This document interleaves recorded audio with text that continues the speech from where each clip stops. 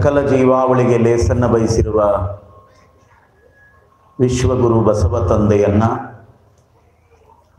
ಪ್ರಪಂಚದ ಎಲ್ಲ ದಾರ್ಶನಿಕ ಮಹಾತ್ಮರನ್ನ ಭಕ್ತಿಯಿಂದ ನೆನೆದು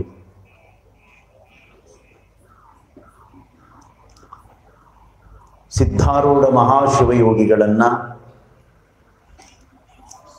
ನಿತ್ಯಾನಂದ ಮಹಾಶಿವಯೋಗಿಗಳನ್ನ, ಮಡಿವಾಳೇಶ್ವರ ಮಹಾಶಿವಯೋಗಿಗಳನ್ನ ಭಕ್ತಿಯಿಂದ ನೆನೆದು ಪ್ರಣಾಮಗಳನ್ನು ಸಮರ್ಪಣೆ ಮಾಡಿ, ಈ ಪುಣ್ಯತಾಣದಲ್ಲಿ ಅವತಾರವನ್ನು ತಾಳಿ ತಮ್ಮ ಲೀಲೆಗಳ ಮೂಲಕ ಈ ನೆಲವನ್ನ ಜಲವನ್ನ ಪಾವನಗೈದು ಭಕ್ತ ಕುಲಕೋಟಿಯನ್ನು ಉದ್ಧರಿಸಿ ಹರಸಿರುವಂತ ಪುರಾಣದ ಪುಣ್ಯ ಪುರುಷರಾದ ಸಮರ್ಥ ಸದ್ಗುರು ಸಂಗನ ಬಸವ ಶಿವಯೋಗಿಗಳವರ ದಿವ್ಯ ಚೈತನ್ಯಕ್ಕೆ ಭಕ್ತಿಯ ಪ್ರಣಾಮಗಳನ್ನು ಸಮರ್ಪಣೆ ಮಾಡಿ, ಆ ಭವ್ಯ ಪರಂಪರೆಯ ಪೂಜ್ಯರಾಗಿರುವಂತ ಸಮರ್ಥ ಸದ್ಗುರು ವೀರೇಶ್ವರ ಶಿವಯೋಗಿಗಳಲ್ಲಿ ಭಕ್ತಿಯ ಪ್ರಣಾಮಗಳನ್ನು ಸಲ್ಲಿಸಿ, ಈ ಎಲ್ಲ ಕಾರ್ಯಕ್ರಮಗಳ ಹಿಂದೆ ಚೈತನ್ಯ ಮೂರ್ತಿಗಳಾಗಿ ಈ ಪವಿತ್ರವಾಗಿರುವಂತಹ ಪರಿಸರದಲ್ಲಿ ನಮ್ಮೆಲ್ಲರನ್ನ ಸೇರುವಂತೆ ಮಾಡಿರುವ ಪೂಜ್ಯರಾದ ನಿತ್ಯಾನಂದ ಮಹಾರಾಜರಲ್ಲಿ ಪ್ರಣಾಮಗಳನ್ನು ಸಲ್ಲಿಸಿ, ಇಂದಿನ ಈ 7ನೇ ದಿನದ ವೇದಿಕೆಯ ಮೇಲೆ ಉಪಸ್ಥಿತರಿರುವಂಥ ಎಲ್ಲ ಗಣ್ಯಮಾನ್ಯರೇ, ಆತ್ಮೀಯ ಸಂಗೀತ ಕಲಾ ಬಳಗವೇ, ಭಕ್ತಿಯಿಂದ ಶ್ರವಣಾರ್ಥಿಗಳಾಗಿ ಪಾಲ್ಗೊಂಡಿರುವಂಥ ಎಲ್ಲ ಗುರು ಹಿರಿಯರೇ, ಶರಣ ಸದ್ಭಕ್ತ ಬಳಗವೇ, ಶ್ರದ್ಧೆಯ ತಾಯಂದಿರ ಬಳಗವೇ, ಸೇವಾಕರ್ತರೇ, ಯುವ ಬಳಗವೇ, ಮುದ್ದು ಮಕ್ಕಳೇ, ತಮ್ಮೆಲ್ಲರಿಗೂ ಕೂಡ ಆತ್ಮೀಯವಾಗಿರುವಂಥ ಶರಣಾರ್ಥಿಗಳು.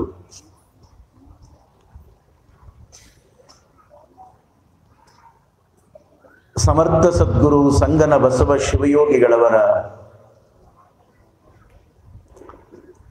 ಜೀವನ ಕಥನವನ್ನೊಳಗೊಂಡಿರುವಂಥ ಸಚ್ಚರಿತ್ರೆಯನ್ನ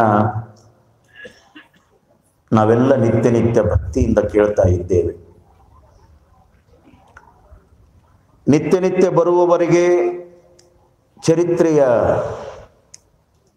ಪೂರ್ಣ ಸ್ವರೂಪದ ಅರ್ಥವಾಗ್ತದೆ.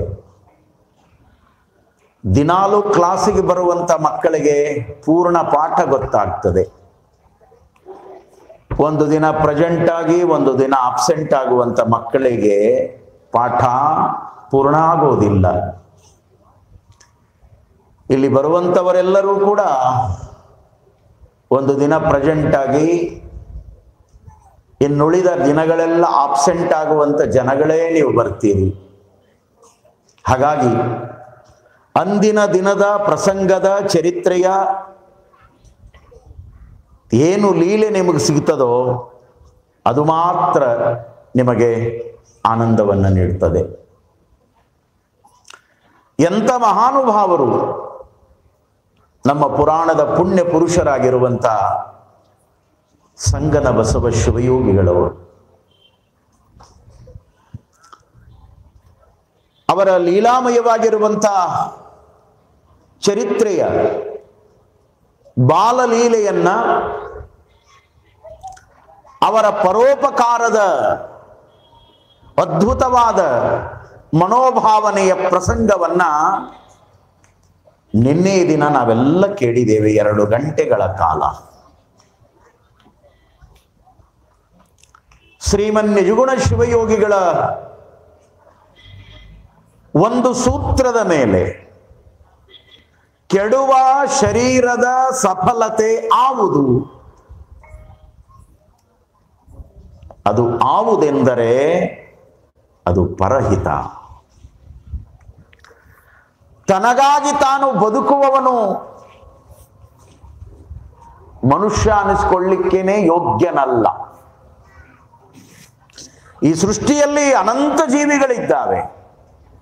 ಪಶು ಪಕ್ಷಿ ಪ್ರಾಣಿಗಳು, ಖಗ ಮೃಗಗಳು, ಹುಳು ಹುಪ್ಪಡಿಗಳು, 84 ಲಕ್ಷ ಜೀವರಾಶಿಗಳು ಅನ್ನುವುದನ್ನ ನಮ್ಮ ಭಾರತೀಯ ಭವ್ಯ ಪರಂಪರೆಯ ಹಿರಿಯರು, ಜ್ಞಾನಿಗಳು, ಋಷಿಮುನಿಗಳು ಆದಿ ಕಾಲದಿಂದಲೂ ಕೂಡ ಈ ಮಾತುಗಳನ್ನು ಹೇಳ್ತಾ ಬಂದಿದ್ದಾರೆ. ಆ ಮಾತುಗಳನ್ನ ಇವತ್ತಿನ ಆಧುನಿಕ ಜಗತ್ತಿನ ಅವಸರದ ಕಂಪ್ಯೂಟರ್ ಪ್ರಪಂಚದಲ್ಲಿಯೂ ಕೂಡ ನಾವು ಬಳಕೆ ಮಾಡಿಕೊಳ್ತಾ ಇದ್ದೇವೆ. ಎಷ್ಟು ಜೀವಜಂತುಗಳು! ಈ ಎಲ್ಲ ಜೀವಜಂತುಗಳಲ್ಲಿ ಈ ಜಗತ್ತಿನ ಅದ್ಭುತವಾದ ಜ್ಞಾನದ ಕಿರೀಟ ಅಂದ್ರೆ ಮನುಷ್ಯ.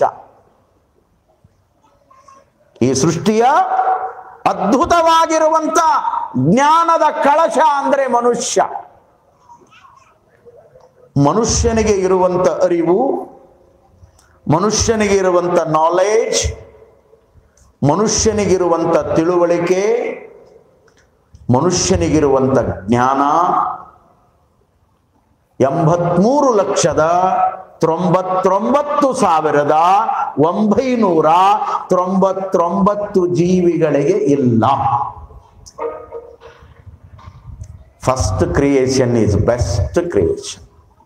ಕ್ರಿಯೇಟರ್ ಭಗವಂತ ಅದ್ಭುತ ಸೃಷ್ಟಿಯನ್ನ ಮಾಡಿದ. ಎಷ್ಟು ದೊಡ್ಡ ನಾಲೆಜ್ ಇಟ್ಟಿದ್ದಾನೆ ಇದರೊಳಗೆ. ಇವತ್ತೇನು ಜಗತ್ತು ಅದ್ಭುತವಾಗಿ ವಿಕಾಸ ಆಗಿದೆ, ಇದು ಯಾವುದು ಆಕಾಶದಿಂದ ಬಿದ್ದಿದ್ದಲ್ಲ, ಮನುಷ್ಯನ ಬುದ್ಧಿವಂತಿಕೆಯ ವಿಕಾಸ, ಮನುಷ್ಯನ ಅರಿವು, ಮನುಷ್ಯನ ಜ್ಞಾನ, ಮನುಷ್ಯನ ಭಾವ, ಮನುಷ್ಯನ ಕಲ್ಪನೆ, ಮನುಷ್ಯನ ಚಿಂತನ, ಇದೆಲ್ಲದಕ್ಕೂ ಕಾರಣ ಅದ.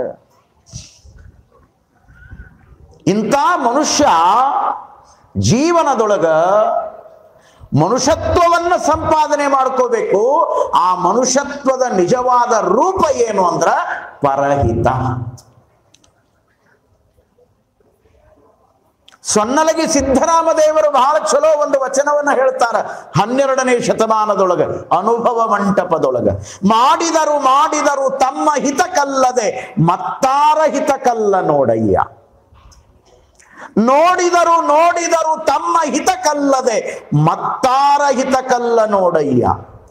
ತನ್ನ ಹಿತವ ಬಿಟ್ಟು ಅನ್ಯ ಹಿತವ ಬಯಸಿದೊಡೆ ಕೂಡಿಕೊಂಡಿರ್ಪ ನಮ್ಮ ಕಪಿಲ ಸಿದ್ಧ ಮಲ್ಲಿಕಾರ್ಜುನ.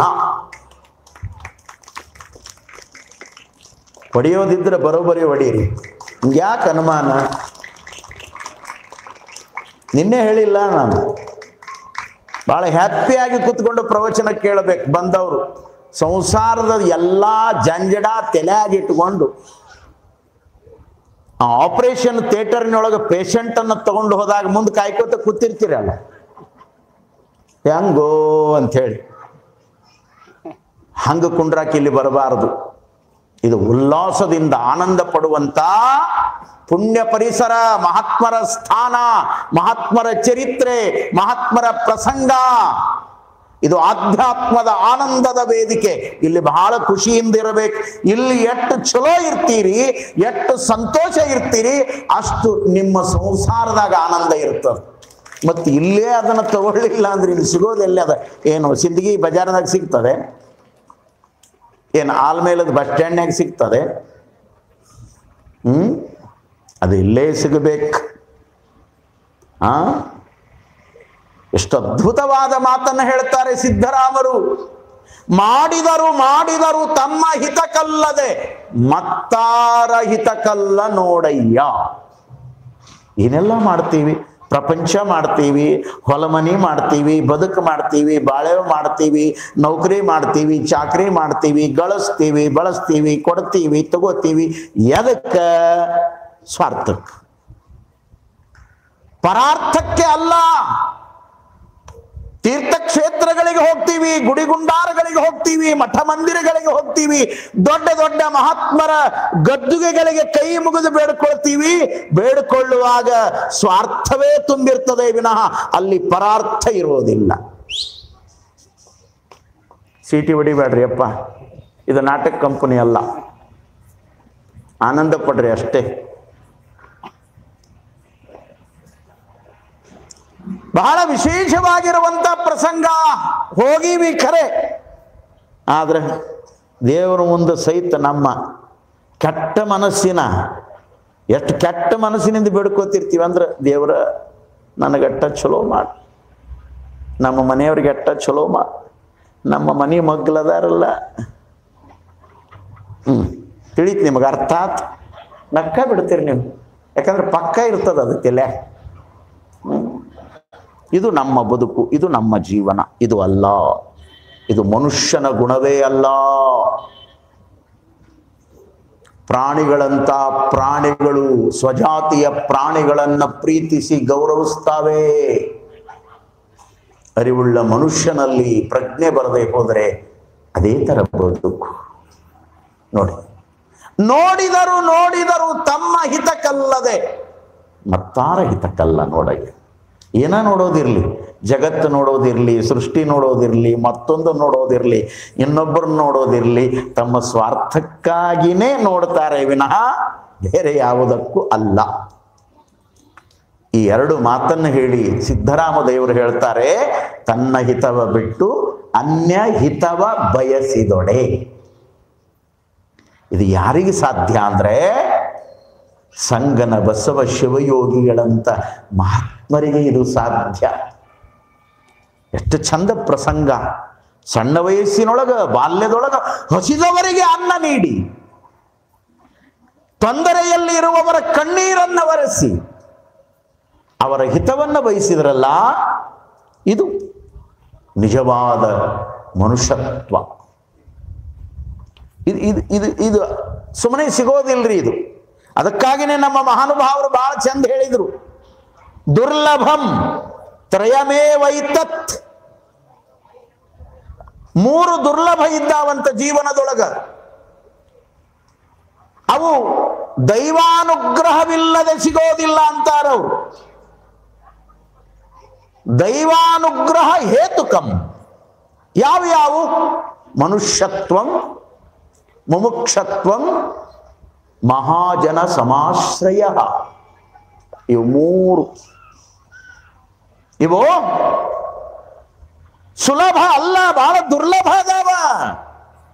ಎಲ್ಲರಿಗೂ ಸಿಕ್ಕಿದ್ರ ಎಲ್ಲರೂ ಈ ಜಗತ್ತಿನೊಳಗೆ ಮಹಾತ್ಮರೇ ಆಗಿ ಬಿಡುತ್ತಿದ್ರು, ಎಲ್ಲರೂ ನಡೆದಾಡುವ ದೇವರೇ ಆಗಿ ಬಿಡುತ್ತಿದ್ರು. ಭವದ ಬಳ್ಳಿಗೆ ಬೀಜ ಇನ್ನೆಲ್ಲದೋ ವಿಚಾರ ಮಾಡು ಮಾನವ. ದುರ್ಲಭಂ ತ್ರಯ, ಮೂರು ದುರ್ಲಭ ಅದಾವ. ಯಾವ್ಯಾವು? ಮೊದಲನೇದು ಮನುಷ್ಯತ್ವಂ. ಮನುಷ್ಯ ಬೇರೆ, ಮನುಷ್ಯತ್ವ ಬೇರೆ. ಮನುಷ್ಯ, ಮಾನವ, ನರ, ಪುರುಷ ಅಂತ ಕರೀತಾರೆ. ಈ ನಾಲ್ಕು ಶಬ್ದಗಳನ್ನು ಬಳಸಿಕೊಂಡ ಯಾರು ಮನುಷ್ಯ? ಕೇವಲ ರೂಪದಿಂದ, ಆಕಾರದಿಂದ, ತಲೆ ಇದೆ, ಕಣ್ಣಿದೆ, ಮೂಗಿದೆ, ಬಾಯಿ ಇದೆ, ಕಿವಿ ಇದೆ, ಕೈಕಾಲುಗಳಿದ್ದಾವ, ನಡೆದಾಡ್ತಾನೆ, ಓಡಾಡ್ತಾನೆ, ಬದುಕ್ತಾನೆ ಅಂದ್ರ ಅವನು ಕೇವಲ ಮನುಷ್ಯ. ಆದರೆ ಮನುಷ್ಯತ್ವದ ಜಾಗೃತಿ ಬಂದಾಗ ಅವನು ನಿಜ ಮಾನವ. ಮಾನವ ಅನ್ನುವಂಥ ಮೂರಕ್ಷರದ ಪದವನ್ನ ನಮ್ಮ ಹಿರಿಯರು ಏನು ಬಳಸ್ಯಾರಲ್ಲ, ಸುಮ್ಮನೆ ಬಳಸಿಲ್ಲ. ಒಂದೊಂದು ಅಕ್ಷರಕ್ಕೂ ಒಂದೊಂದು ಜ್ಞಾನ ಇದೆ. ಅದಕ್ಕೆ ಏಕಾಕ್ಷರ ಜ್ಞಾನ ಅಂತ ಕರೀತಾರೆ. ಬಹಳ ದೊಡ್ಡ ಅದ್ಭುತವಾದ ಜ್ಞಾನ ಸಂಪತ್ತನ್ನ ಕೊಟ್ಟಿರುವಂತ ದೇಶ ಈ ವಿಶ್ವದಲ್ಲಿ, ಈ ಬ್ರಹ್ಮಾಂಡದಲ್ಲಿ, ಈ ಜಗತ್ತಿನಲ್ಲಿ, ಈ ದುನಿಯಾದಲ್ಲಿ ಯಾವುದಾದ್ರೂ ಇದ್ರೆ ಅದು ನಮ್ಮ ಭಾರತ ದೇಶ. ಭಾರತ ದೇಶ, ಭಾರತ ದೇಶ. ನಮ್ಮ ಇಂಡಿಯಾ ಮ್ಯಾಪ್ ಇರೋದ ಮನುಷ್ಯನ ಆಕಾರದೊಳಗದ. ಇದನ್ನ ಫಸ್ಟ್ ತಿಳ್ಕೊಂಡ್ಬಿಡ್ರಿ ನೀವು. ಉಳಿದವೆಲ್ಲ ಗುಂಡಕ್ಕದಾವು, ಸೊಟ್ಟ ಅದಾವು, ಹೆಂಗೆ ಅದಾವು ಬೇರೆ ಬೇರೆ ದೇಶದ್ದು. ನಮ್ಮ ಇಂಡಿಯಾ ಮ್ಯಾಪ್ ಏನದಲ್ಲ, ನಮ್ಮ ಭಾರತ ದೇಶದ ನಕ್ಷೆ, ನೀವು ನಿಮ್ಮ ಮನೆಯೊಳಗೆ ಮಿರರ್ ಮುಂದೆ, ಕನ್ನಡಿ ಮುಂದೆ ಸೊಂಟದ ಮ್ಯಾಗ ಹಿಂಗೆ ಕೈ ಇಟ್ಕೊಂಡು ನಿಂತು ನೋಡ್ರಿ. ಇಂಡಿಯಾ ಮ್ಯಾಪೇ. ಮೇಲೆ ಜಮ್ಮು ಕಾಶ್ಮೀರ, ಪಾದವೇ ಕೆಳಗೆ ಕನ್ಯಾಕುಮಾರಿ, ಮಧ್ಯಭಾಗದೊಳಗೆ ಮಧ್ಯಪ್ರದೇಶ, ಪಂಜಾಬ್, ಹರಿಯಾಣ, ಚಂಡೀಗಢ ಎಲ್ಲ. ನೀನೇ ಭಾರತ, ನೀನೇ ಈ ದೇಶ. ಮನುಷ್ಯತ್ವವನ್ನ ಈ ವಿಶ್ವಕ್ಕೆ ಪರಿಚಯ ಮಾಡಿಕೊಟ್ಟಿರುವಂತ ಮಹಾತ್ಮರಿಂದ ಕೂಡಿರುವಂತ ದೇಶ ಅದು ಭಾರತ ದೇಶ. ಅದು ನಮ್ಮ ಭಾರತ ದೇಶ. ಒಬ್ಬ ತೆಲುಗು ಕವಿ ಹೇಳ್ತಾನೆ, ಬಹಳ ಚಂದ ಒಂದು ಮಾತು ಹೇಳ್ಯಾನ. ದೇಶమంటే మట్టిలు కాదు, ದೇಶమంటే ಮನುಷ್ಯಲು. ತೆಲುಗು ಭಾಷೆಯೊಳಗೆ ಚಂದ ಹೇಳ್ಯಾನ, ದೇಶమంటే ಮಟ್ಟಿಲು ಕಾದು. ದೇಶ ಅಂದ್ರ ಅದು ಕೇವಲ ಮಣ್ಣು ಅಂತ ತಿಳ್ಕೋಬೇಡೋ, ಅದು ಸತ್ಯದ ತತ್ವದ ಕಣಕಣವನ್ನು ತುಂಬಿಕೊಂಡಿರುವಂತ ಭಾರತದ ಮಣ್ಣು. ಇದು ಪುಣ್ಯ ಭೂಮಿ, ಇದು ಕೈಲಾಸ, ಇದು ಸ್ವರ್ಗ. ಇಲ್ಲಿ ವೇದ, ಪುರಾಣ, ಆಗಮ, ಶಾಸ್ತ್ರ, ಛಂದಸ್ಸುಗಳು, ಮೀಮಾಂಸಗಳು, ನ್ಯಾಯಶಾಸ್ತ್ರಗಳು ಒಂದೇ ಎರಡೇ. ಎಷ್ಟು ಅದ್ಭುತ. ಹಾಗಾಗಿ ಆತ ಹೇಳಿದ, ದೇಶమంటే ಮಟ್ಟಿಲು ಕಾದು, ಅದು ಕೇವಲ ಮಣ್ಣಲ್ಲಪ್ಪ, ದೇಶమంటే ಮನುಷ್ಯಲು. ಮನುಷ್ಯನೇ ಈ ದೇಶ. ಹಾಗಾಗಿ ಮನುಷ್ಯತ್ವವನ್ನ ಸಂಪಾದನೆ ಮಾಡಿಕೊಳ್ಳೋದು ಬಹಳ ದುರ್ಲಭ ಅದ. ಮನುಷ್ಯರಾಗಿವಿ, ಹುಟ್ಟೀವಿ, ಓಡಾಡ್ತೀವಿ, ಬದುಕ್ತೀವಿ, ಬಾಳೆ ಮಾಡ್ತೀವಿ, ಎಣಸ್ತೀವಿ, ಕೂಡಿಸ್ತೀವಿ, ಇಡ್ತೀವಿ, ಕಳಿತೀವಿ. ಭಾಳ ಆಸೆ ಸೇರ್ತೀವಿ ಅಂದ್ರೆ ಪೈಪ್ನಾಗ ಸಹಿತ ತುಂಬುತ್ತೀವಿ. ಇವ್ರು ತುಂಬಿದ ಮೇಲೆ ಅವ್ರು ಬಂದು ಕೊಯ್ಕೊಂಡು ಹೋಗೋರು ಬೇರೆ ಬರ್ತಾರ. ಧರ್ಮಕ್ಕೆ ಕೊಡೋ ಅಂದ್ರೆ ಗೊಳಾಡ್ತೀವಿ. ನೋಡ್ತೀವಿ ಎಲ್ಲ ಜಗತ್ನಾಗ, ಎಲ್ಲ ಮನುಷ್ಯರೇ ಇದನ್ನು ಮಾಡೋದು. ಎಷ್ಟು ತುಂಬಿಡಾಕತ್ಯಾರ ಜಗತ್ನಾಗ. ತುಂಬಿಟ್ಟು ಲಾರಿಗಟ್ಲೆ ಚೆಲ್ಲಿ ಬಂದ್ರು. ನೋಟು ಬದಲಾವಣೆ ಆದಗಳು ಯಾವುದಕ್ಕೂ ಬಳಸಲಿಲ್ಲ, ಸತ್ಕಾರ್ಯಕ್ಕೆ ಏನೂ ಆಗಲಿಲ್ಲ. ಏನು ಮಾಡೋದದ? ಕರೋನಾ ಕಾಲದೊಳಗ ಎಷ್ಟು ಕೂಡಿಟ್ಟವ್ರು ಹೇಳಲಿಲ್ಲ, ಕೇಳಲಿಲ್ಲ, ಸುಮ್ಮ ಹೋದ್ರು. ಮಣ್ಣಿಗೆ ಸಹಿತ ಮಂದಿ ಹೋಗಲಿಲ್ಲ.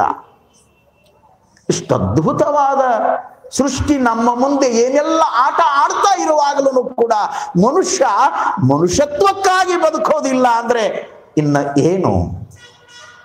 ವಿಚಾರ ಮಾಡುವಂತ ಮಾತುಗಳು. ಮನುಷ್ಯತ್ವ ತನ್ನ ಮನುಷ್ಯತ್ವವನ್ನು ಬಿಡಬಾರದು. ಸಂಗನ ಬಸವ ಶಿವಯೋಗಿಗಳು ಮನುಷ್ಯತ್ವದ ಸಾಕಾರ ಮೂರ್ತಿಗಳಾಗಿ ಈ ರಾಂಪುರದ ಪುಣ್ಯ ನೆಲದೊಳಗ ಅವತಾರವನ್ನು ತಾಳಿ ಹಸಿದವರಿಗೆ ಅನ್ನದಾತನಾಗಿ ಮುಂದೊಂದು ದಿನ ಮಹಾದಾಸೋಹಿಯಾಗಿ ಸಕಲರನ್ನು ಸಮಾನವಾಗಿ ಕಾಣುವಂತ ಜಾತ್ಯಾತೀತ ಗುರುವಾಗಿ ಬೆಳಕನ್ನ ಚೆಲ್ಲುತ್ತಾನೆ ಅನ್ನುವಂತ ಲೀಲೆಯನ್ನ ಬಾಲಲೀಲೆಯೊಳಗ ಸಂಗನ ಬಸವರು ತೋರ್ಯಾರ.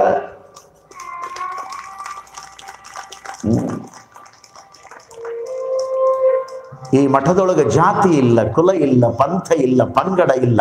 ಇದು ಮಠ. ಎಲ್ಲರನ್ನೊಳಗೊಳ್ಳುವುದು ಮಠ, ಎಲ್ಲರನ್ನ ಪ್ರೀತಿ ಮಾಡುವುದು ಮಠ, ಎಲ್ಲರೂ ನನ್ನವರು ಅನ್ನುವಂತ ಭಾವದಲ್ಲಿ ಎಲ್ಲರಿಗೂ ಆನಂದವನ್ನ ನೀಡುವಂತದ್ದು ಮಠ. ಇವರು ನಮ್ಮವರು, ಅವರು ಅಲ್ಲ ಅಂದ್ರ ಅದು ಮಠ ಅನ್ನಿಸ್ಕೊಳ್ಳಾಕ ಲಾಯಕ್ಕಲ್ಲ. ಸರ್ವ ಜನಾಂಗದ ಕಲ್ಯಾಣ ಬಯಸುವುದೇ ಮಠದ ಕರ್ತವ್ಯ. ಮಾನವೀಯ ಮೌಲ್ಯಗಳನ್ನ ಭಕ್ತರ ಬಾಳಿನೊಳಗೆ ತುಂಬಿ ಅವರನ್ನ ಕಾಯಕ ಜೀವಿಗಳನ್ನಾಗಿ ಮಾಡಿ ಅವರು ಸದ್ಧರ್ಮದ ದಾರಿಯಲ್ಲಿ ಸಾಗುವಂತೆ ಮಾಡುವುದೇ ಮಠಗಳ ಮೂಲ ಉದ್ದೇಶ. ಅಂತ ಪವಿತ್ರ ಕೆಲಸವನ್ನ ಅಪ್ಪ ಅವರು ಅಂದು ಮಾಡಿ ಹೋದ್ರು ಅಂತ ತಿಳ್ಕೊಂಡು ಆ ಪರಂಪರೆ ಇಂದಿಗೂ ಕೂಡ ಈ ಮಠದೊಳಗ ಒಂದಾಗಿ ಚಂದಾಗಿ ಬಾಳುವಂತ ವ್ಯವಸ್ಥೆಗೆ ಬೆಳಕಾಗಿದೆ ಅಂದ್ರೆ ಆ ಗದ್ದುಗೆಯಲ್ಲಿರುವಂತ ಪುಣ್ಯಾತ್ಮನ ಅನುಗ್ರಹವೇ ಇದಕ್ಕೆಲ್ಲ ಕಾರಣ. ಇದಕ್ಕೆಲ್ಲ ಕಾರಣ. 2,500 ವರ್ಷಗಳ ಹಿಂದೆ ಬುದ್ಧದೇವ ಬೌದ್ಧ ಧರ್ಮವನ್ನ ಜಗತ್ತಿಗೆ ಪರಿಚಯ ಮಾಡಿಕೊಟ್ಟಿರುವಂಥ ಬುದ್ಧದೇವ, ಬಹುದೊಡ್ಡ ಯುವರಾಜ, ಸುರದ್ರೂಪಿಯಾಗಿರುವಂಥ ಹೆಂಡತಿ, ಆಗ್ತಾನೆ ಹುಟ್ಟಿರುವಂಥ ಮುದ್ದಾದ ಮಗು ರಾಹುಲ್, ಇಷ್ಟೆಲ್ಲ ಇದ್ರೂ ಕೂಡ ಒಂದು ದಿನ ದಾರಿಯೊಳಗ ಒಬ್ಬ ಮುದುಕನನ್ನ ನೋಡಿದ, ಒಬ್ಬ ರೋಗಿಯನ್ನ ನೋಡಿದ, ಸತ್ತಿರುವ ಹೆಣವನ್ನ ನೋಡಿದ. ಮನಸ್ಸಿನೊಳಗ ಭಾವನೆಯನ್ನ ಬದಲಿ ಮಾಡಿಕೊಂಡ. ಏನಿದು ಬದುಕು, ಏನಿದು ಜೀವನ, ಯಾವುದು ಸತ್ಯ? ಈ ಬದುಕು ಈ ರೀತಿಯೊಳಗ ಆಗಲಿಕ್ಕೆ ಏನು ಕಾರಣ? ಜಗತ್ತೆಲ್ಲ ಮಲಗಿತ್ತು ಗಾಢ ನಿದ್ರೆಯೊಳಗ. ಅವನೊಬ್ಬನೇ ಎದ್ದ, ಅವನೇ ಬುದ್ಧ. ಜಗವೆಲ್ಲ ಮಲಗಿರಲು ಅವನೊಬ್ಬ ಎದ್ದ, ಅವನೇ ಬುದ್ಧ. ಎದ್ದ ಅಂದ್ರೆ ಹಾಸಿಗೆಯಾಗಿಂದ ಎದ್ದ ಅಂತಲ್ಲ, ಜ್ಞಾನದಿಂದ ಎದ್ದ, ಅರಿವಿನಿಂದ ಎದ್ದ. ಮತ್ತೊಬ್ಬ ಕವಿ ಬಹಳ ಚೆನ್ನಾಗಿ ಒಂದು ಮಾತನ್ನು ಹೇಳ್ತಾನೆ, ಮಧ್ಯರಾತ್ರಿಯಲ್ಲಿ ಎದ್ದು ಹೋದವರೆಲ್ಲ ಬುದ್ಧರಾಗುವುದಿಲ್ಲ. ಈಗ ಮಂದಿ ಬೆಳತಾನೆ ಎದ್ದೇಳ್ತಾರೆ, ಟಿವಿ ನೋಡಕ್ಕೆ ಎದ್ದೇಳ್ತಾರ, ಮೊಬೈಲ್ ನೋಡ್ಕೊಂಡು. ನಮ್ಮ ಹುಡುಗರಂತೂ ಬೆಳತಾನೆ ಹಿಂಗೆ ದಬ್ಬೆ ದಬ್ಬತಾವ. ಏನು ದಬ್ಬತಾವೋ ಏನೋ ಗೊತ್ತೇ ಇಲ್ಲ, ಒಟ್ಟು ದಬ್ಬೋದು ನಡೆದ ಹಿಂಗೆ. ಅದ್ರ ಮೇಲೆ ಹಿಂಗೆ ಮೊಬೈಲ್ ಇರ್ತದೆ, ಇದು ಮೊಬೈಲ್ ಮೇಲೆ ಬೆರಳು ಇರ್ತದೆ, ಹಿಂಗೆ ದಬ್ಬೋದು. ಹಿಂಗೆ ದಬ್ಬಿ ದಬ್ಬಿ ದಬ್ಬಿ ಬೆಳತನ ನೋಡಿ ನೋಡಿ ಜೀವನ ಮಾಡ್ತಾವ. ಒಂದು ದಿನ ಅವ ಹಿಂಗೆ ದಬ್ಬಿ ಬಿಡ್ತಾನ, ಹೋಗ್ಬಿಡ್ತಾವ.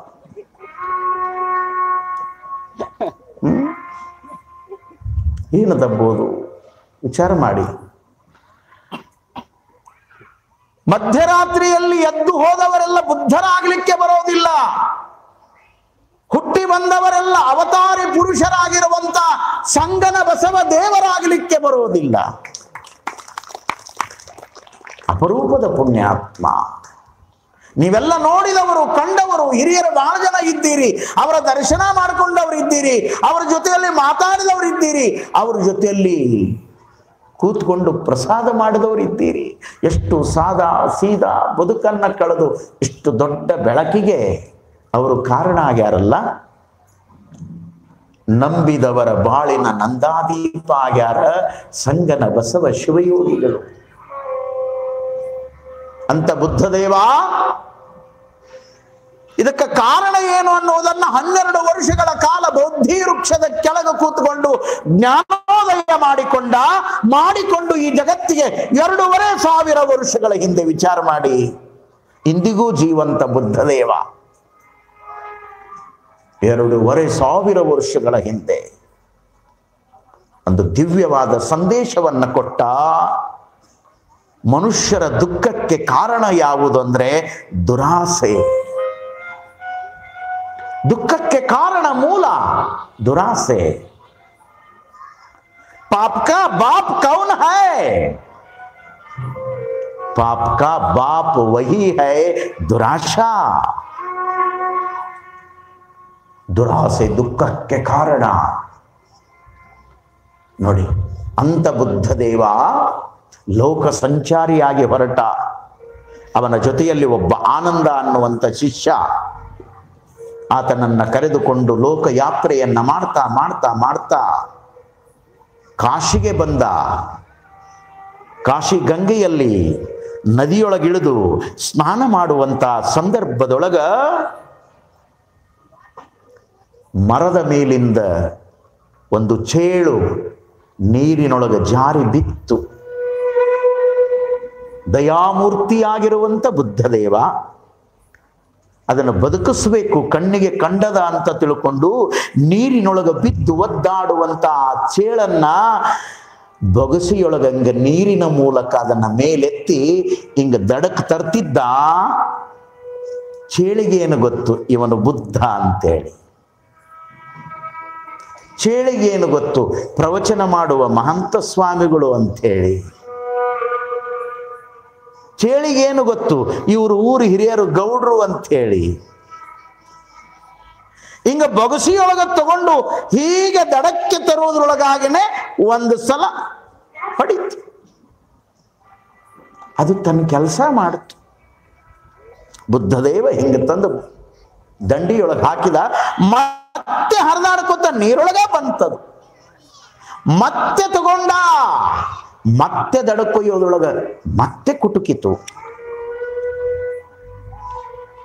ಹೀಗೆ 4-5 ಬಾರಿ ಅದನ್ನ ದಡಕ್ಕೆ ತಂದು ಹಾಕ್ತಿದ್ರು, ಅದು ಕುಟುಕ್ತಿತ್ತು.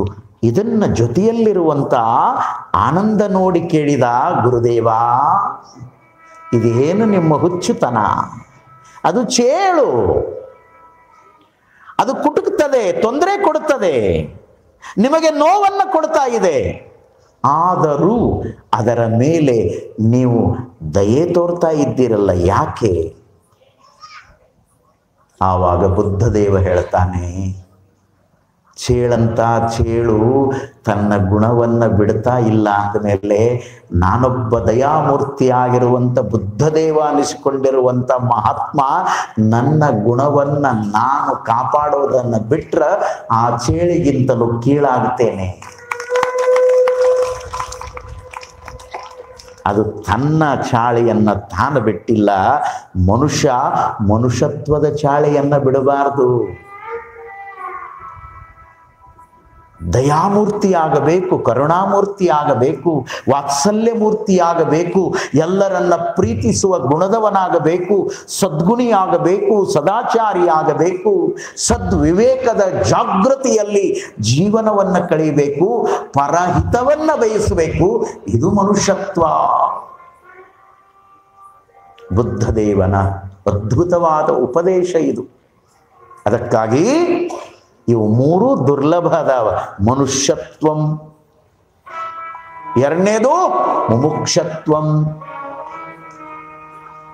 ಏನದು ಮುಮುಕ್ಷತ್ವ ಅಂದ್ರೆ?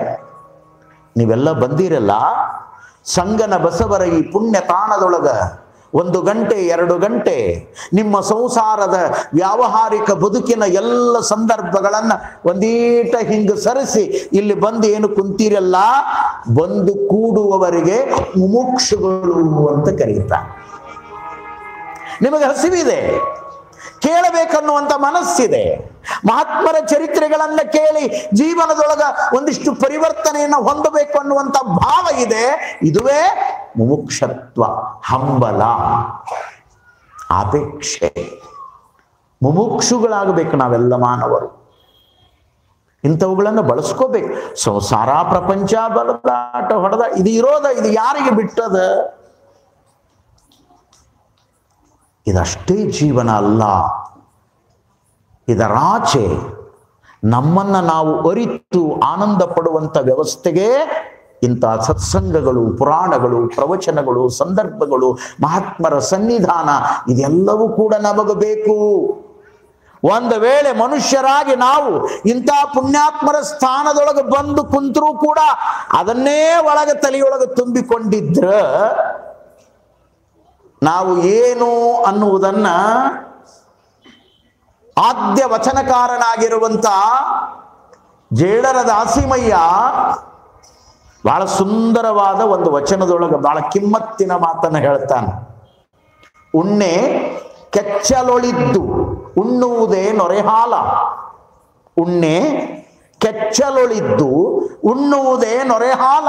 ಪುಣ್ಯಕ್ಷೇತ್ರದೊಳಗಿದ್ದು ಉಣ್ಣದವ ಆ ಉಣ್ಣೆಗಿಂತ ಕರಕಷ್ಟ ಕಾಣ ರಾಮನಾಥ. ಬಹಳ ಜನ ರೈತರಿದ್ದೀರಿ, ನಿಮಗೆ ಗೊತ್ತದ ಉಣ್ಣೆ ಅಂದ್ರೆ. ಸಿಟಿಯಾಗಿ ಹೋಗಿ ಉಣ್ಣೆ ಅಂದ್ರೆ ಗೊತ್ತಾಗಲ್ಲ ಅವಕ್ಕೆ.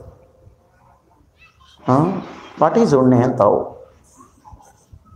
ಗೊತ್ತಾಗಲ್ಲ. ನಿಮಗೆ ಗೊತ್ತದ, ರೈತರು ನೀವು. ಅವು ಕೆಚ್ಚಲ್ದಾಗ ಕುಂತಿರ್ತಾವ ಉಣ್ಣೆ.